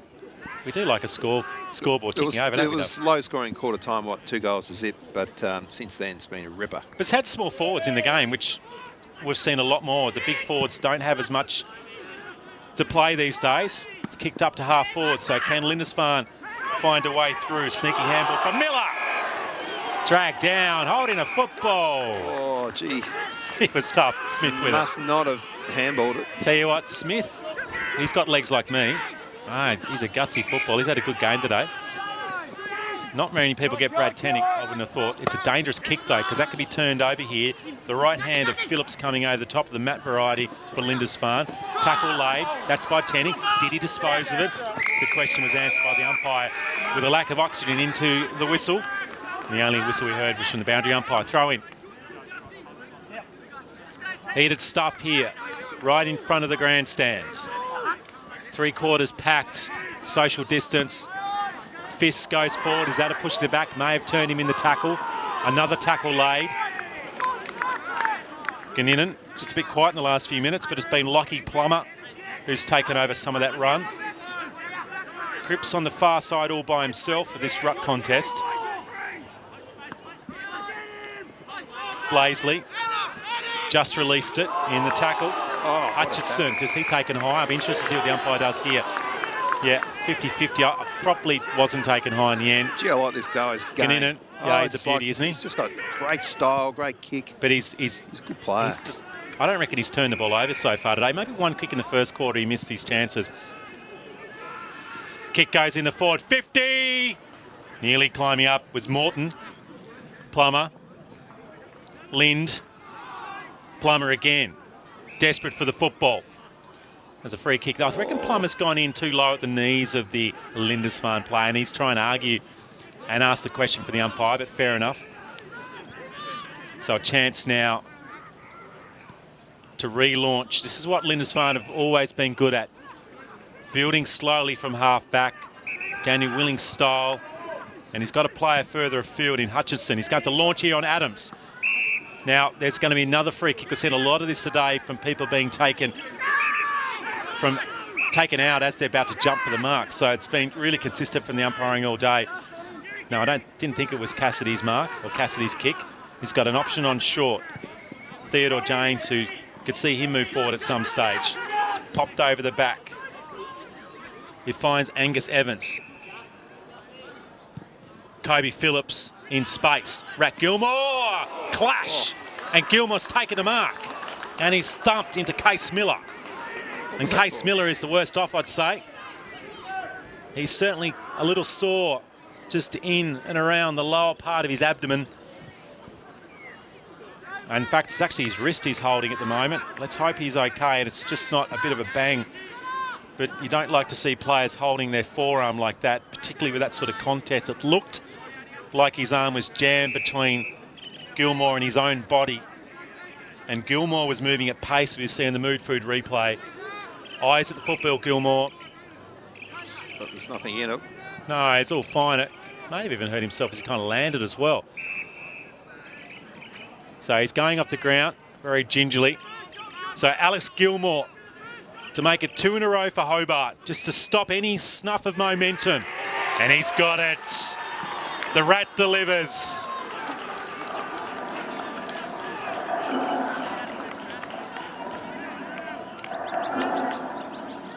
And Gilmore's had a few opportunities. And on that occasion, his kick is dead eye. There's a Midfield replay. It's a beauty. You can see the momentum just coming from the Hobart players are. Got to say, there's some feeling amongst this team at the moment. Obviously, clubs have been building for a period of time, Duff, haven't they? But good vibe, they isn't are, it? And there's Joseph on the bench getting a rub down of his left calf. They are.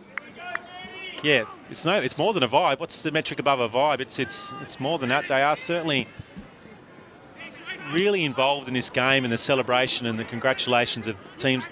Their teammates are having success. In a bit of trouble on the ground is Butler. Good decision from the umpire. He's on the wrong side. Yeah, Benefit of the doubt. They've done the right thing getting a player like Rat in. You know, okay, a little bit of criticism. What's it costing Hobart? You know what? I don't think it nothing. matters. Shouldn't cost him anything. I No don't player think- payments. Okay, well, Let's there you go. say it was an entry fee to the club. There you go. But Hobart needs some success, and I think it's on the way. Roberts might get onto this one. There's a handball. Roberts tight in the pocket. Can he bend? No, he can't. Out of bounds. Good result. The Hobart players are claiming that's out of bounds on the full. I can tell you what, bounced about 20 to 30 centimetres inside the white line. There it is there. Quick to try and convince the umpire. A bit rashly. Dangerous throwing. Samuel Adams might try and get onto this one, or maybe Kurt Baker. Tap out. There he is. Quick kick. Young's responded. And so have Lindisfarne. What a shootout. It's a beauty. We might try and get some other scores around the ground. There's a bit of puff there on the arm. Doesn't look great.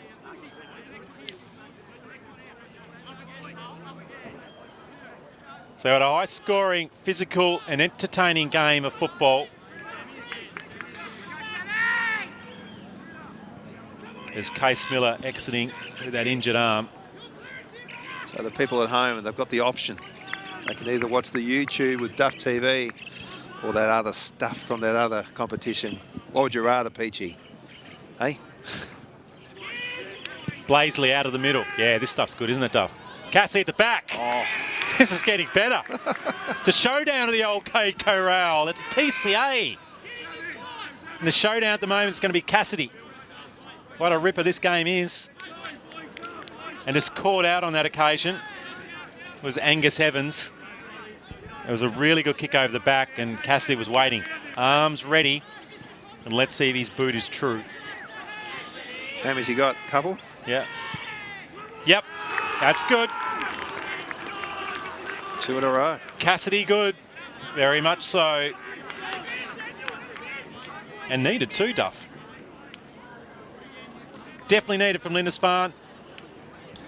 And on the JMC scoreboard, it's 8 points the difference. Gee, this next goal is crucial. Crucial. Tim Clark just exiting the oval, having a little bit of strapping put on him. He looks okay. So we mentioned Case Miller, injured arm, looked a little nasty. Let's hope. He certainly didn't seem to be too comfortable off the ground, but he certainly walked off on his own devices. Blaisley in the middle to Tannick. Tannick onto his right boot. Wobbles it further forward. Flying over the top. No mark taken. Hutchison in there. Ollie ran. Dancing around. Hobart bring it out. Up to half forward. Tannick pops it off. Then just jams it onto the boot. A bit of a chaos kick. It's a little bit too chaotic. Out of bounds in the full. Over the top of Roberts' head. So deep in defence here for the Hobart Tigers. At the southern end of the TCA ground. There's Timmy Clark back onto the ground. Maybe had to have a toilet stop, so good news there. Both teams look down to player at the moment. Spearing kick out of defence.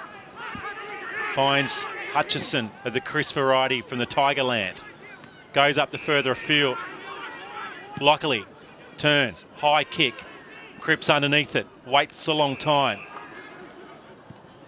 Now it's kicked further forward. Oh, disappointing result. Not the best. Great build up there by Hobart. And so often it's been the case. Brandon Lockley's been involved in the middle of the ground, leading up mark, and no doubt modern football's all about angled kicks. The 45-metre kick, or the 45 angle kick, I should say. And this is probably going to come back again as the right fist of Pulford comes over the top and ensures that goes out of bounds. Half forward here for Hobart. You've got an ODF, I should say, an old scholar style of football. Certainly, as we waited for this game, we're intrigued by if Rat had enough time to work with Hobart to bring the Richmond old scholars style. And it's shown on the scoreboard and it's shown in the visual and the optics out there today. It's certainly been the case. And it's a revitalised Hobart team at the moment. But Lindisfarne, 2 premierships. Roberts tracking, Roberts pressuring, great defence. And that's a knock to the head of Woodward, and he holds up strong. He's been great down back, Woodward. He's a nightmare's commentary, his name too, if you say it too quickly. And he's knocked the ball out further afield. The running Angus Morton. Here's a knock. Yep, to the head, got to be protected. Geez, he was good then, because at the whole time he had Ton Roberts just right behind him, tailgating him the whole journey. And he kept the ball in the front position and won the free kick. Hobart now, the slow build-up. The build-up that Richmond Blues in the old Scholars via Rat love. Kobe often on the edge. Head ripped off. Ducked his head, said the umpire. Fair call. Running through. Joseph tackle. Adams in there. Ball up. 23 gone, Duff. Umpire Razor Ray, first game in I think 6 or 7 years. Really? He told me that at half time. How's he going? How are the legs? The Achilles heel maybe? 32. First game. Ganninan. He's been umpiring a lot of netball, he said. Right. It's certainly a different real estate he's got to cover in a football game, and maybe less language out there as well in the women's, in the netball. A couple of players clashing. Lonowski on the ground. Brad Tannick now with a bit of run. Kick tipped off. Just a couple of occasions. Tannick's kick hasn't been able to hit the mark. I think that was Joseph. Neat little kick. And Hobart now playing the game. I think they've been taught of late just to hold and just to nudge the ball through and navigate it through some small real estate. Gilmore up high. Phillips handles out wide. Clever little kick from Lind. Lind to Lockley. Lockley launches it up towards Soldiers Park and the walk. And Hobart respond again. It's back and forth. It's wonderful football. You're on Dove TV. I hope you're enjoying it. Just the response they needed again, Peachy, just as Lindisfarne kicked a couple and had a little bit of momentum. Well, I've been talking up Brandon Lockley, how good he's been through the middle and the forward 50. I've got to be honest, I've been waiting for Hobart to crack, but it does not look like it at all. Good. This is a bit of a cliche comment. It's good for football, isn't it, Hobart? Oh, yeah. And it's only early days. It's a short season. Any momentum is critical in what is going to be less than 10 games for 4 finals. And I think you called it. If you can get a couple of wins that are maybe unexpected, you know, is it top 4 or top 5? Look, you know what? I should know that. It should be top 4, but and at two, but I'm not sure. Gilmore couldn't get it. Gilmore again, one way, two way, handballs out wide. Oh, look it out! It's going to the hands of Ganninan. He gets pushed off the football. Still a chance for Ganninan. Look at him run for it. He's running out a bit of puff. And I think he's more than happy that that's gone over the boundary line because he covered about 180 metres there at around about 80% VO2 max. Did you just laugh then, Jared? It's the oxygen consumption. He's had a big game. Yeah, you've been good, Jared. You keep us sane. Plummer. What's going on there? It's holding the football.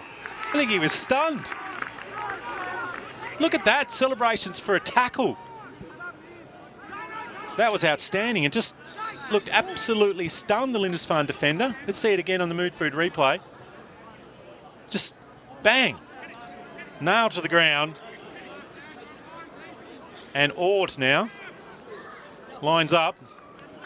And this, I can tell you,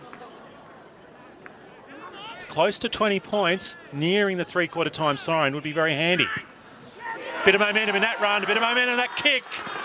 And some considerable upward movement in their scoreboard as the Tiger launches itself out. And they're launching their way into this season. And if you get points for celebrations, Hobart are winning them as well. And Rack Gilmore, he's an intense character, slightly philosophical at times. He's really motivated. Oh, he'd be so over the moon with what he's seeing. Don't put off Lindisfarne. 20 points on the JMC, 11-6-72. 8-4-52. We're late in the third. So we've seen 2 goals each 4 times in this quarter. We've had momentum shifts, haven't we? Lots of twos, yeah. Two in a row. We had that run from Joseph in the second quarter. Tell you what's been good, Morton's coming into the ruck. Look at the class from Phillips. Just seems to have more time. His decision-making looks like he's got more space as Daniels is chopped off. He looks like a handy player, Morton. You know, he's a bit of a lumberer, but he's, you know, he can play down back. He can go into the ruck. Very handy. Woodward just mooses that one. Got the knock a little while ago. It's a bit of desperation. Ord in the middle. Kicked the last goal. Kicks up the forward. Plummer misses it. Pushes off one. Lockley. Clever. Touched. Adams from 45. Drives towards goal to the right. Behind. 21 points. It's close to the biggest margin in the game so far. Lindisfarne need a late response. They need to move the football or otherwise the siren will go. An uncharacteristic drop of the mark from Rand. Butters up. Hobart go again. Hold. Free kick to Lindy. And they'll get it here and half back. Starting to get a little darker here. The lights may have to come on. The lovely, relatively new lights here. You had a night game here last Friday, didn't you, Duff? No, we were down at Cygnet last week. Cygnet, was it? Sorry. Down at Pud Park. Pud Park. Yep. We on Duff TV do like to rename. We're into the local football nomenclature, which is another hard word to say, and we are prepared to rename any grandstand, any ground, or any part of turf after legends of football. And Pud Park is what we're talking about. And Roberts is down just off the ball here. Not sure what's happened here. Missed Well, all that. I think it's a free kick. The umpire's down there. They're having some intense conversations. I'm just about to bang on the window as Joseph walks past to get back on the ground just to remind them, social distancing! I reckon it's a kick to Lindisfarne. No, it has to be Lindisfarne kick, otherwise it would have been downfield. Not sure what this fella's done here, but it's very undisciplined. But whatever he's done, it's stopped some momentum, and he's now just wandering off the ground. So we're just trying to work who has the kick. It's Roberts, I think, will have the free kick. And I imagine Roberts probably knows the siren's a few seconds away, and he might just be having a shot. He may be getting a signal from just above us on how long's left. So Tom Roberts with the ball in his hand. Another report. And some feeling between these two sides as Trey Butler is having a break at the moment. I think he's the one that's just been reported. Someone's going to be doing some work at the tribunal on Wednesday night up at a Hurry Gorringe stand at North Hobart Oval. And some polite booing as the crowd are on top. That's a good kick. It's clever. It's young. In fact, it's Theodore James, the lefty, who's known to kick goals. And just as we were predicting, this is a moment in this match. A goal late here for Lindisfarne will give them some belief, and it'll just suck a little bit of that confidence. Jane from 50. Oh, nice. I think he's done it. He has. Theodore Jane. From a little chip pass from Tom Roberts after the free. And there it is. Lindisfarne get amongst each other. They get a late goal. They're packed on the JMC Motor Company scoreboard. And let's see the Mood Food Jane replay. It's a lovely kick. He's good on the set shot. And a curve nicely back over the top. And a big fly from a pack of players. It's a beauty here at the TCA ground. You could not want any more. 11-7, 73. Lindisfarne, 9-4, 58. Don't go anywhere. There is plenty of heat. There's plenty of solid cards sending players off. There's a few at a rest. And we'll be back here on Dove TV in about 5 minutes for the culmination of round one here at the TCA ground. Are you thinking of selling your home? We have buyers ready to go. Mr. and Mrs. H are looking for a 2 to 3 bedroom home in the northern suburbs. They would love a lock-up garage and a fairly level block. They have up to $550,000 to spend. If your home fits that description, call me, Alison Rogers at EIS Property.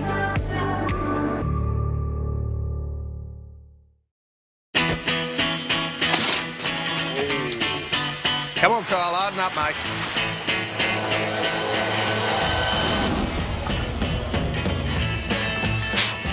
Bit dusty there, buddy.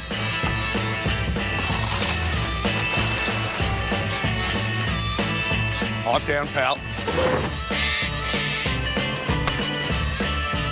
Looks like it's your lucky day, but Bisley Workwear. We've got you covered.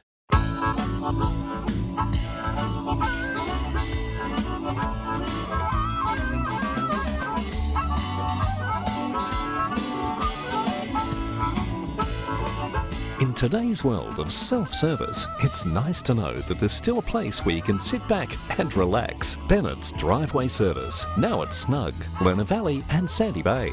For more than 40 years, Bennett's Petroleum has been there for all Tasmanians. All it does is call. And when you hear it, then it's up to you to act. Don't do it to impress your mates. Do it to impress yourself. Outrun your shadow. Forget yesterday and tomorrow. Drive to the edge of the map. And then drive further.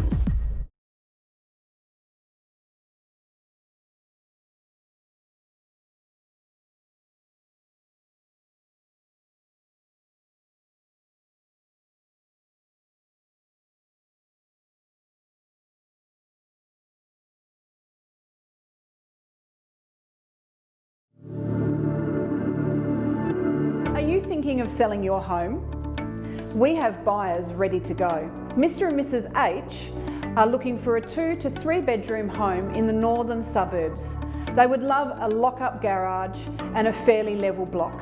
They have up to $550,000 to spend. If your home fits that description, call me, Alison Rogers at EIS Property.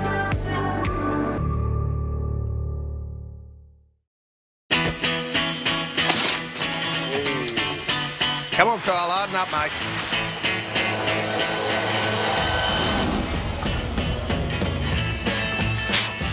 Bit dusty there, buddy.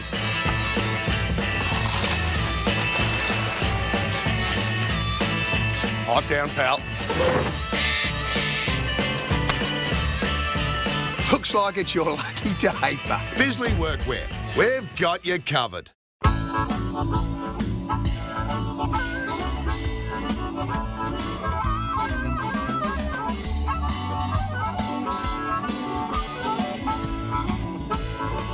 In today's world of self-service, it's nice to know that there's still a place where you can sit back and relax. Bennett's Driveway Service, now at Snug, Lerner Valley and Sandy Bay.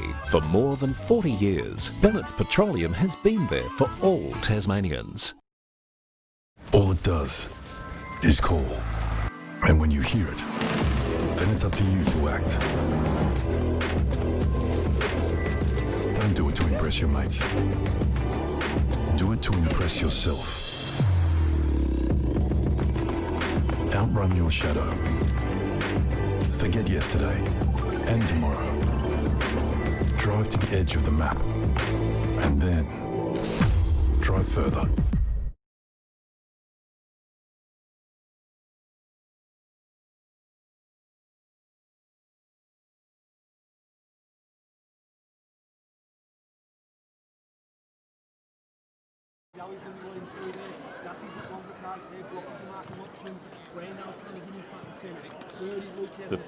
Yeah, it's last quarter action, and this is live a little while ago. Owen Fielding, thank you very much for your drone work. The ground, looking at picture, and we're going to zoom right into the action in a moment. Jeez, we've lifted the game, haven't we, Jero? With one more quarter. In here, you can hear the Hobart players, Alex Gilmore, the Magnet Man, Magician, moving his players around.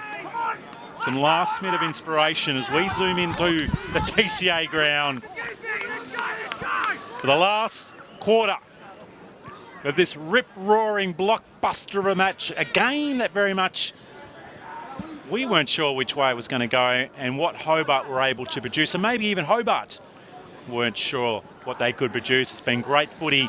It's still very much for Lindisfarne to win. We've got about 27 minutes left. We may need to flick the switch on the lights. It's getting dark. 11-7-73, 9-4-58. Duff, you're right to go for another quarter, mate. Yeah, mate. How was the drone there? Hey? I actually think we need the blimp. The Goodyear blimp or something. What are your funds looking like, Duff? Probably we need to maybe just strap something to a pigeon. We may not have the funds, but we'll see how we go. Now, what have we got in store in this last quarter? Downfield. There have been quite a few reports, and unfortunately a few players have been a little naughty and been sent off. Tenick, right side. Looks, it's gone right. It started that way. Cassidy has to get off the ground. And the first score on the board to Lindisfarne. Lady Blues with the victory in the women's. A cracking game. Oh, weren't they good? Georgie Bailey, lovely chat with her at the end. Lovely rapport I saw at halftime with both the female and men's team having after-game drink. We're going to have the ID Clothing Player of the Match at the end of this game, so stick around for that. Who are your candidates for that? Well, this man who's got the ball at the moment's been all right, hasn't he? So, luckily, sends it further forward. Gilmore at the back, gets pushed to the side. He's worked off it nicely by Gould. And Lindisfarne will just work it out. Maybe not for long.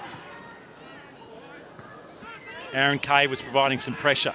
This is where Lindisfarne need to build. And they're probably used to some different runners through there. Holding it, waiting, weaving, controlled. There's that little short dinky kick. Tenick but well stopped by Adams. Feisty's the name on his pedigree list as Cassidy is play on from him.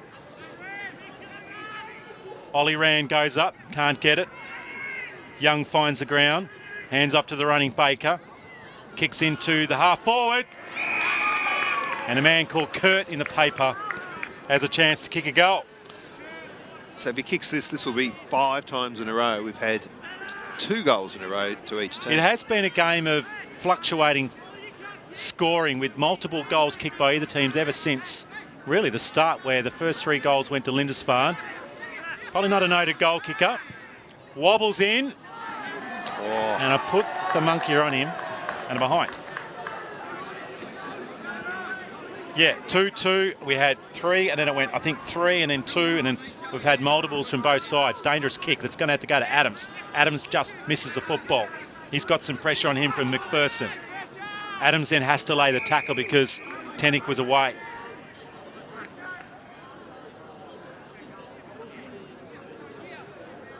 Cassidy in the ruck. Tight scenes just visually at the moment. Zane Ord with the tackle. A goal late in that 3rd quarter. Adams on the ball. Cassidy will fly again. Pushes his way. Tenick runs past it. Nearly a chance. That's going to be a free kick. Yes, it is. Well, they certainly deserve a goal here. They've had all the play in this last quarter so far.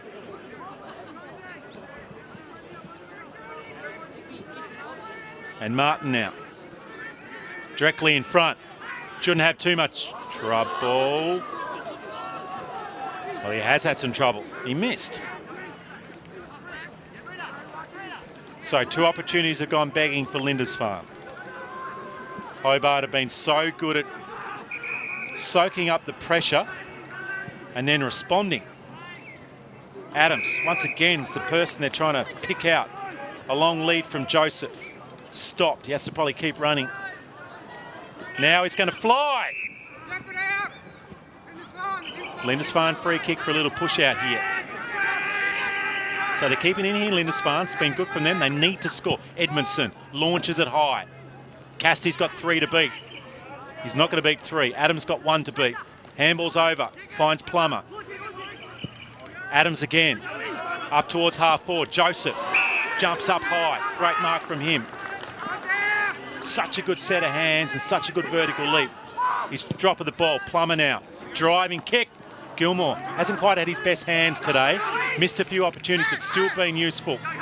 Lindisfarne trying to run the ball out. Successful on that occasion. And they steady and find McPherson in the middle of the ground. McPherson up towards Cassidy. Looked like he's held it, Cassidy.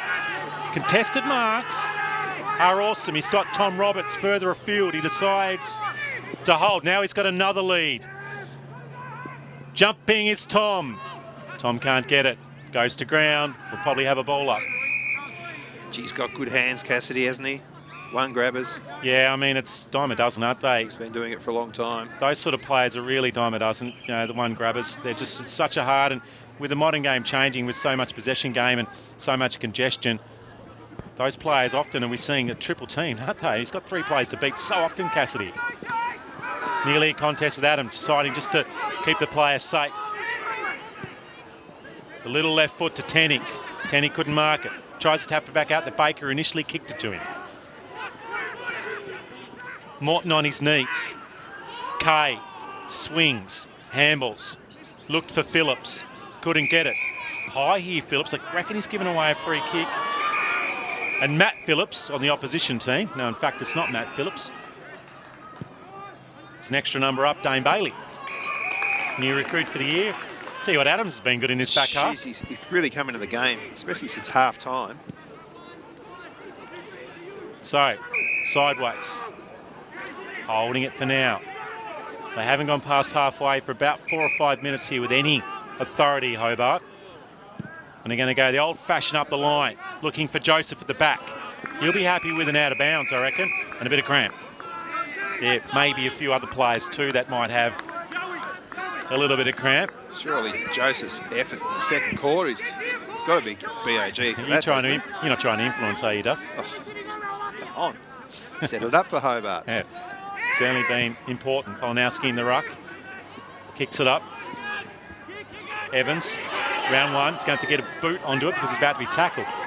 And he did. What was wrong with that? Oh, okay, not 15. So Ganina was unlucky then. I think he thought the mark was happening. Kay. Clever from That's Kay. not 15. Now handballs out. Lockley will just have to boot it in. Plummer's in front spot. Plummer goes one way, then holds it back. Now back to Plummer. I should say back to Phillips. That's a free kick to Hobart. Good umpiring by Ray. Gutsy umpiring in front of the goals, but I think it might have been there. I think it was too. It looked like he was moved out, and they've pretty much called this all day long. And you'll see Tim Clark here. He's on the left-hand side of the screen coming in now. And a bit of bum. What do you think?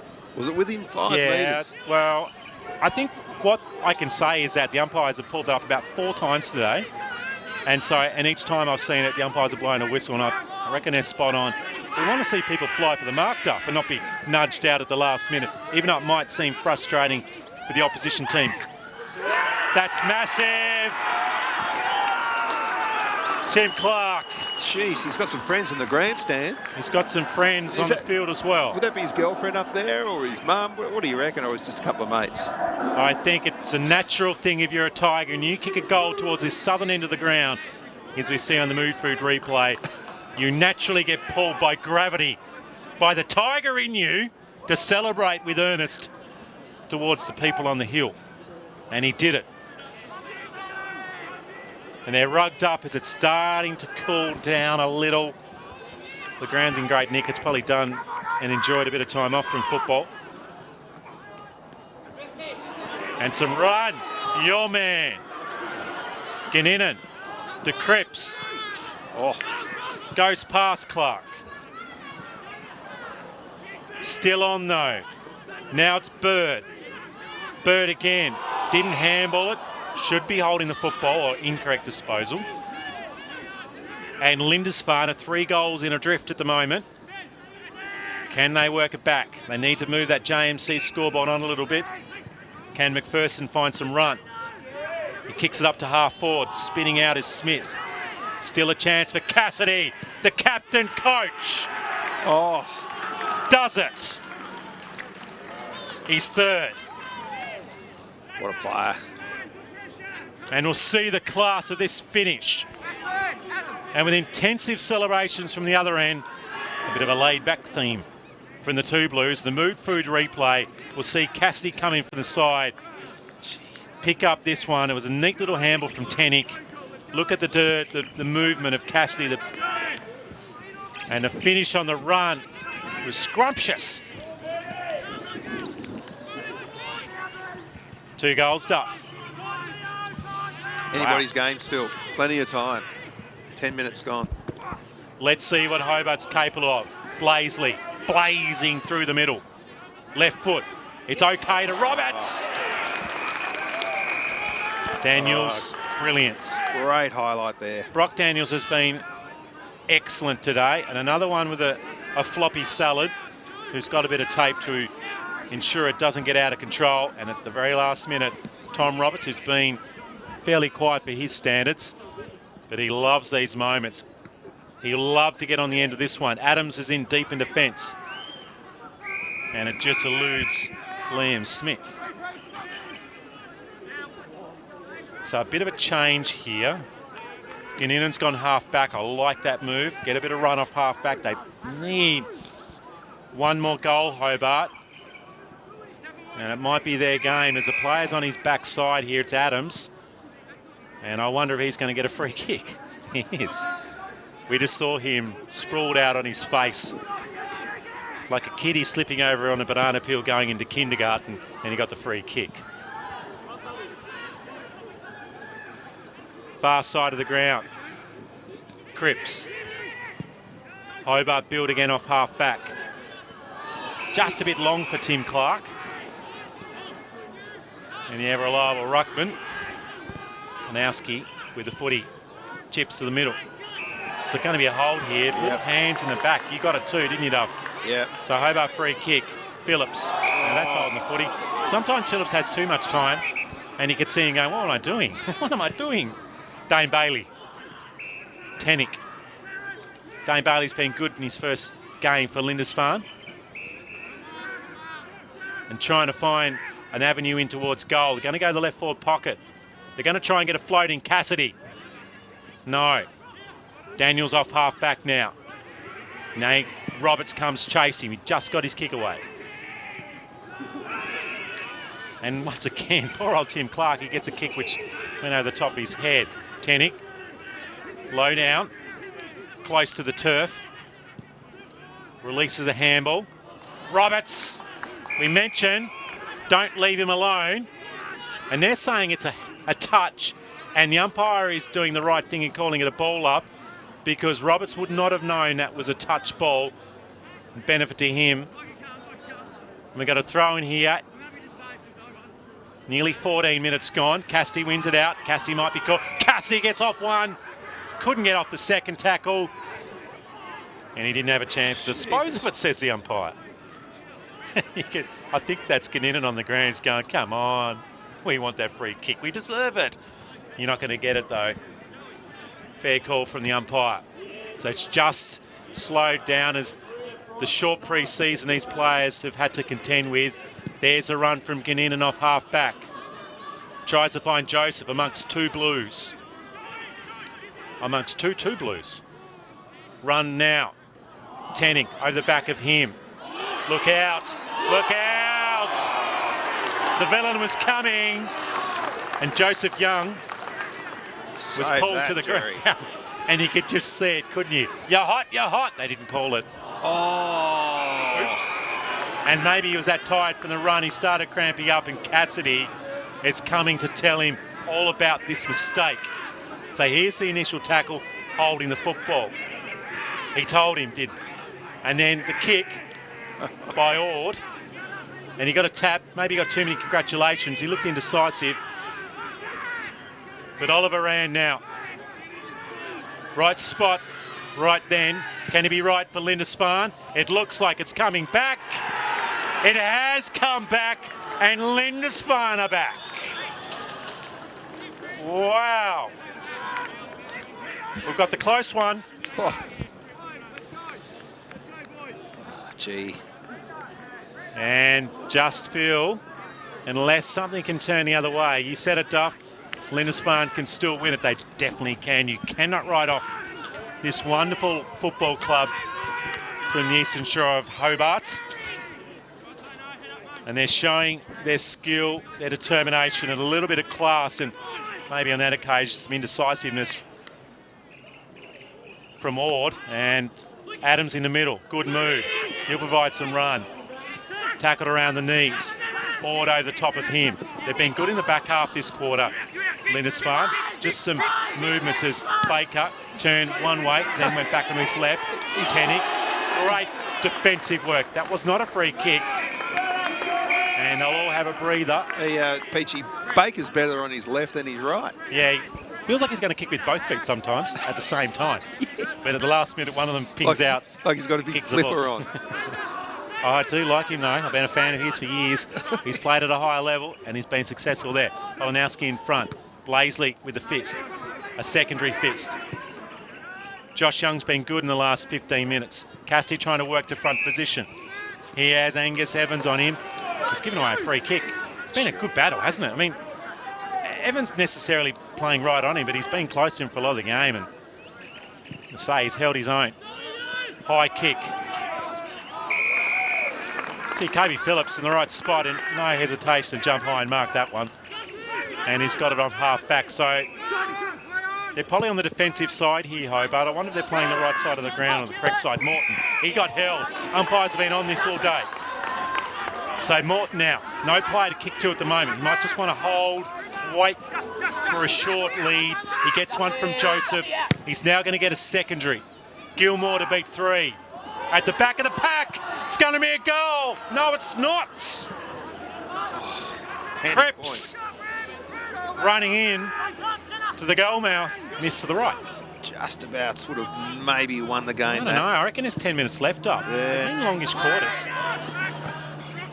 Luckily at the back. Ball's kept in. Adams, such a good recruit.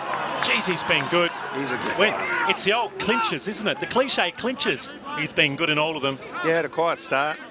Wasn't really amongst it. But you know what it was? He needed to get into a bit of a tiff.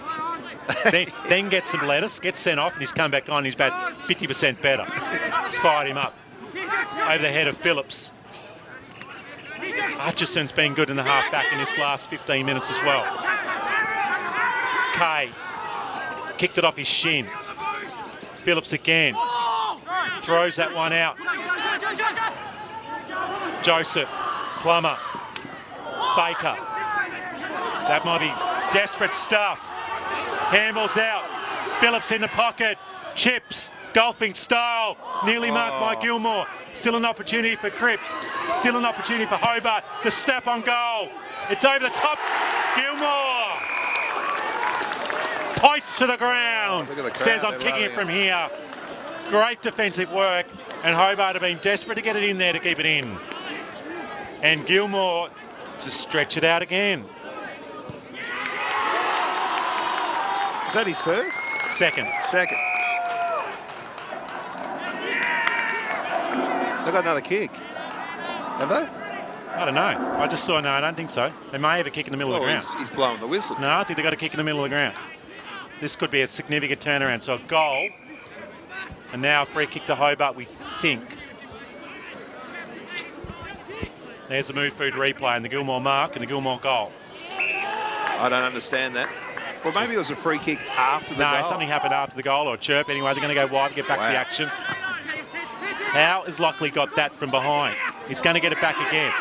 It's shifted again. Martin Duffy to the pocket. Joseph can't get it. Goes back again. The grass over the other side of the white line gives him some reprieve. There's your BAG, mate. He's looking all right, isn't he, at the moment? We don't want to preempt anything, though, Duff. Depends if they win or not. No, you're probably right, actually. Throw in here.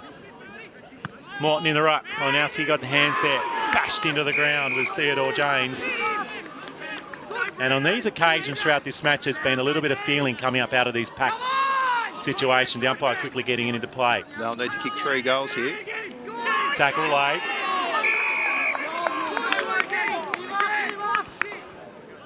Some Thai players, I'd imagine. They may not have had the kilometres into their legs. We've been greatly surprised in the standard of football here. I'm very much pleased. I hope you're enjoying it back home. Either of you are watching it live on Duff TV and you're not one of the 500 spectators, officials or fans or players here, or maybe you might re-watch it back. It's been a ripper. Out wide, Bird. High tackle, no. Luckily gets around it. Oh, that's now he's going to be holding the footy, is he? Gee. Tough one. You see in the replay, let's have a look at this replay. So, yep. Oh, Cassidy. What a mark. So Cassidy lifting here, nearly slips over. I don't know why he's going to his right-hand side. He's never going to kick it that way. Just about my second favourite player in the last 10, 15 years on local footy. It's been great, hasn't he? So consistent as well. Second favourite. Your first? Come on. Put Darcy. And he's a lovely bloke, Pud, too. Oh, he's a ripper. Half forward here for Lindisfarne. Blow the whistle. Play on. Blaisley runs to 50. Blaisley drives towards goal. Chopping off. James Pulford. Played well. Yeah, he's had a good game off half back. He's a nice loping player, and he finds the ball out wide to Cripps. Cripps goes backwards. They're set up nicely here. But that was a nice mark by McPherson. McPherson handballs it off. Decides attack is the best method at the moment. James, kick is off, and they'll build again. So back and forth between half-forward lines. Phillips, Chips, Gilmore, can't get front position, may get the ball back again. He doesn't. It's worked out the back. Lindisfarne have it to Matt Phillips. Matt Phillips' kick is spot on the money. McPherson running away. His kick goes up high. It's now some run from Tenning. The ball eludes him. Just doesn't do the work. Joseph Miller off the ground. Adams falls to the ground for Hobart. He goes in again, tackles the ankles of Aaron Kay, then tries to reach for the football, lays in his stomach, and the umpire says holding the football. Now they go play on. I think the Ollie Rand was out of position and he didn't realise how the ball was going to go forward for Lindisfarne. Hobart now off half back. Wrestling contest. Jared Lynn trying to get it. He won't get there first. And it's in front of the boundary and in front of the scoreboard. There it is. What a great advertisement for local footy this is. The AFL could do well to look at this, Peachy. The style of play. 13. Okay, can I turn him down, Jerry? I can turn down. It's 13-8-86 to 11-7-73. Yeah, Gil McLaughlin said in a teleconference I was on early in the week, he said, gee, we need to get some open football happening in the AFL, even though viewership's up 30%. Any of you can believe that? Yeah, well... They're all stuck at home in Melbourne, got nothing else to do. I think. Possibly. But the games that are good in the mainland comp, they are good. The games that aren't are nowhere near as good as this. This is the real stuff, community footy. Hobart again. They've just got that margin out to a handy but not quite winnable. Joseph, has he done the remarkable? He's only done the ordinary. I'll tell you what he has done. The Lindisfarne have to kick 3 goals to win the game. Yeah, you're on the money, Martin. That was a handy couple of points. So 87-73. Cassidy has to beat 3s. He has done all day. Always the numerics around him are just too much at times. Must be hard work for Michael Cassidy to continually turn around when the ball's near him. He's got 2 other blokes and sometimes a third trying to stop him from getting the football. Takes some energy out of you. Polanowski with a flick over the back. Tenik tries to dive and win it. Kay runs past it. Block late, allowed Tenik to go for it. And Adams, gee, they're feisties. They're rippers.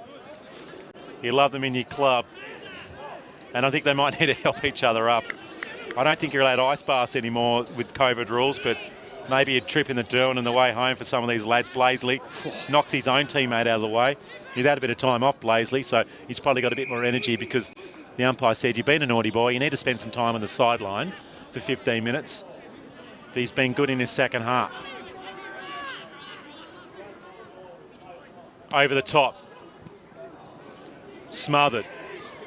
Another kick not got away. Gee, it's tight and contested. Which is okay. It's had both, hasn't it? At the flowing game, it's had this Ollie Rand free kick. He's played on. Yeah. He has played on. He has too. Yeah, he absolutely has. You can't fool me. I think Ray may have heard there. I think you've got to give the benefit of the doubt. Nah, he played on. He played on. I mean, it's tough. It's a tough gig, but yep, thumbs up from us here in the crowd. And here it is. Tigers have done it. They've got the scalp of the dual premiers. And Rats Army have found a way to win. What a ripper here. 13-9-87 Lindisfarne. 11-7-73. And you can see how much this means. They won a premiership. And there's Aaron Kay. They better remember they might be seeing this team later on in the season. Rat might just have to start to calm them down, but it's been a bottler here at the TCA. Bradley Joseph's show. He could be the one that may have got it.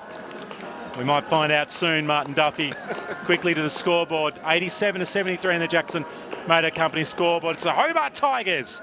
They've got a scalp of the premiers. There he is. My mate. Our mate. So the big numbers of goals was Bradley Joseph with 4. On the flip side, Cassie with 3. Lockie Plummer, the unlikely, with 3. Gilmore chipped in. Some singles all around the place. We'll need to take a breather. We're going to go and find the player of the match, the ID Clothing player of the match. Have a quick chat to them. I'm going to surprise you who it might be. What a game here on Duff TV. Don't go away.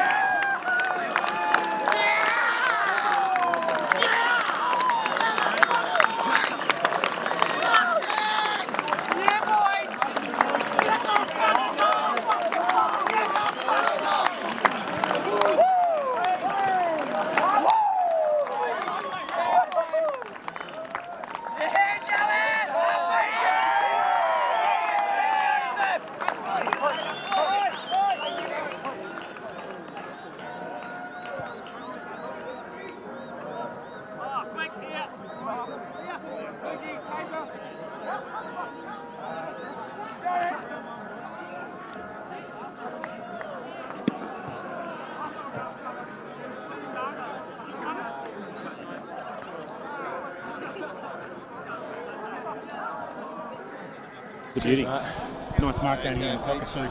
Falcon as well.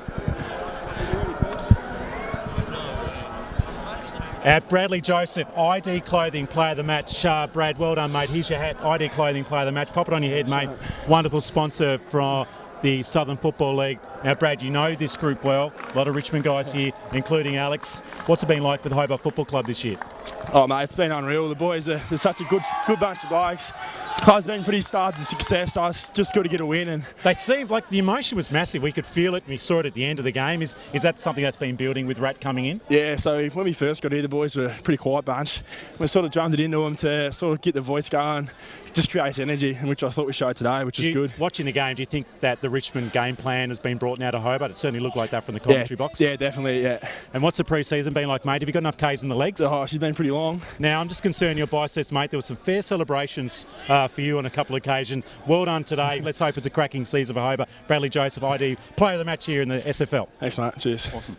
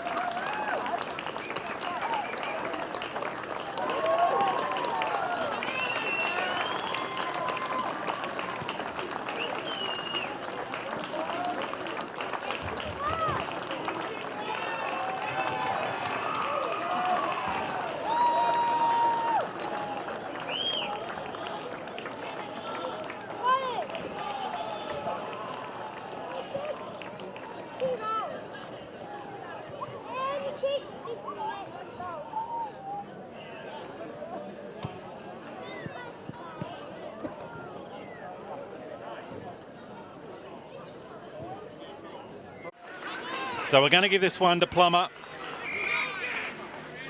He's had a pretty good game so far. Yeah, no, he's been a live wire. Cheeky as, isn't he? Yeah, he's a smart kid too. A good leader as a youngster. So often the case today. Bit of a wobbly pass to into the forward 50. Oh. Morton, kick is fantastic in the end. Do you think he meant it? The DJ Plummer. Adams.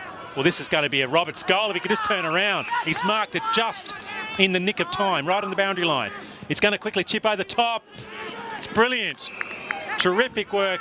And Baker's on the other side. And now he's got a response as Oliver Rand makes the lead. And Baker, a steadier, desperately needed for the Blues. He's just calming himself down, composing himself. And this is the response from Lindisfarne. Momentum Hobart way. Let's see the response by the player. Makes it look easy. Baker's got it. Lindisfarne get one back.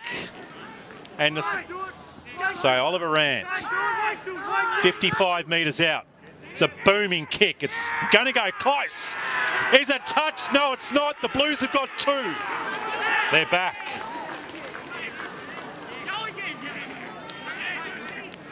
What a splendid kick from Ollie Rand. So can Lindisfarne find a way through? Sneaky handball for Miller. Dragged down, holding a football. Oh, gee. He was tough, Smith with it. Must not have handled. Tap out. There he is. Quick kick.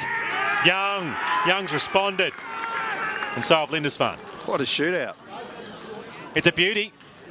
We might try and get some other scores around the ground. There's a bit of puff there on the arm. It doesn't look great.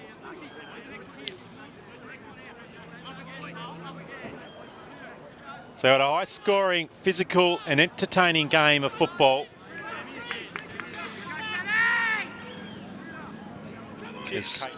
Roberts tracking, Roberts pressuring, great defence, and that's a knock to the head. at Woodward, and he holds up strong. And just to nudge the ball through and navigate it through some small real estate. Gilmore up high. Phillips handles out wide. Clever little kick from Lind. Lind to Lockley. Lockley launches it up towards Soldiers Park and the walk. And Hobart respond again. Yeah, you've been good, Jarrett. You keep us sane. Plummer. What's going on there? It's holding the football. I think he was stunned. Look at that. Celebrations for a tackle. That was outstanding and just looked close to 20 points, nearing the three-quarter time siren would be very handy. Bit of momentum in that run, a bit of momentum in that kick, and some considerable upward movement in their scoreboard as the Tiger launched itself out. And they're launching their way into this season. Some belief, and it'll just suck a little bit of that confidence. Jane from 50. I think he's done it. He has. Theodore Jane. From a little chip pass from Tom Roberts after the free. And there it is. Lindisfarne. We want to see people fly for the mark, Duff, and not be nudged out at the last minute, even though it might seem frustrating for the opposition team. That's massive. Tim Clark. Jeez, he's got some friends in the grandstand. He's got some friends on the field as well. Would that be his girlfriend up there or his mum? They need to move that JMC scoreboard on a little bit. Can McPherson find some run? He kicks it up to half forward. Spinning out is Smith. Still a chance for Cassidy, the captain coach. Oh. Does it. He's third. What a player. Blaisley blazing through the middle. Left foot. It's okay to Roberts. Daniels, brilliant. Great highlight there. Brock Daniels has been, look out, look out. The villain was coming. And Joseph Young was pulled to the ground. And you could just see it, couldn't you? You're hot, you're hot. They didn't call it. Oh. Oops. And maybe he was that tired from the run, he started cramping up, and Cassidy, it's coming to tell him all about this mistake. So here's the initial tackle, holding the football. He told him, did. And then the kick by Ord, and he got a tap, maybe got too many congratulations. He looked indecisive. But Oliver ran now. Right spot, right then. Can he be right for Lindisfarne? It looks like it's coming back. It has come back, and Lindisfarne are back. Wow. We've got the close one. Chips, golfing style, nearly marked by Gilmore. Still an opportunity for Cripps. Still an opportunity for Hobart. The snap on goal. It's over the top. Gilmore. Points to the ground. Says I'm kicking it from here. Great defensive work, and Hobart have been desperate to get it in there to keep it in. And Gilmore to stretch it out again. Is that his first? Second. Second. They've got another kick. Have they? This Ollie Rand free kick. He's played on. Yeah. He has played on. He has too. Yeah, he absolutely has. Oh. You can't fool me. I think Ray may have erred there. I think you've got to give the benefit of the doubt. Nah, he played on. He played on. I mean, it's tough. It's a tough gig, but yep, thumbs up from us here in the crowd. And here it is. Tigers have done it. They've got the scalp of the dual premiers. And Rats Army have found a way to win. What a ripper here. 13-9, 87, Lindisfarne. 11-7, 73. And you can see how much this means. They won a premiership. And there's Aaron Kay. They better remember they might be seeing this team later on in the season. Rat might just have to start to calm them down, but it's been a bottler here at the team.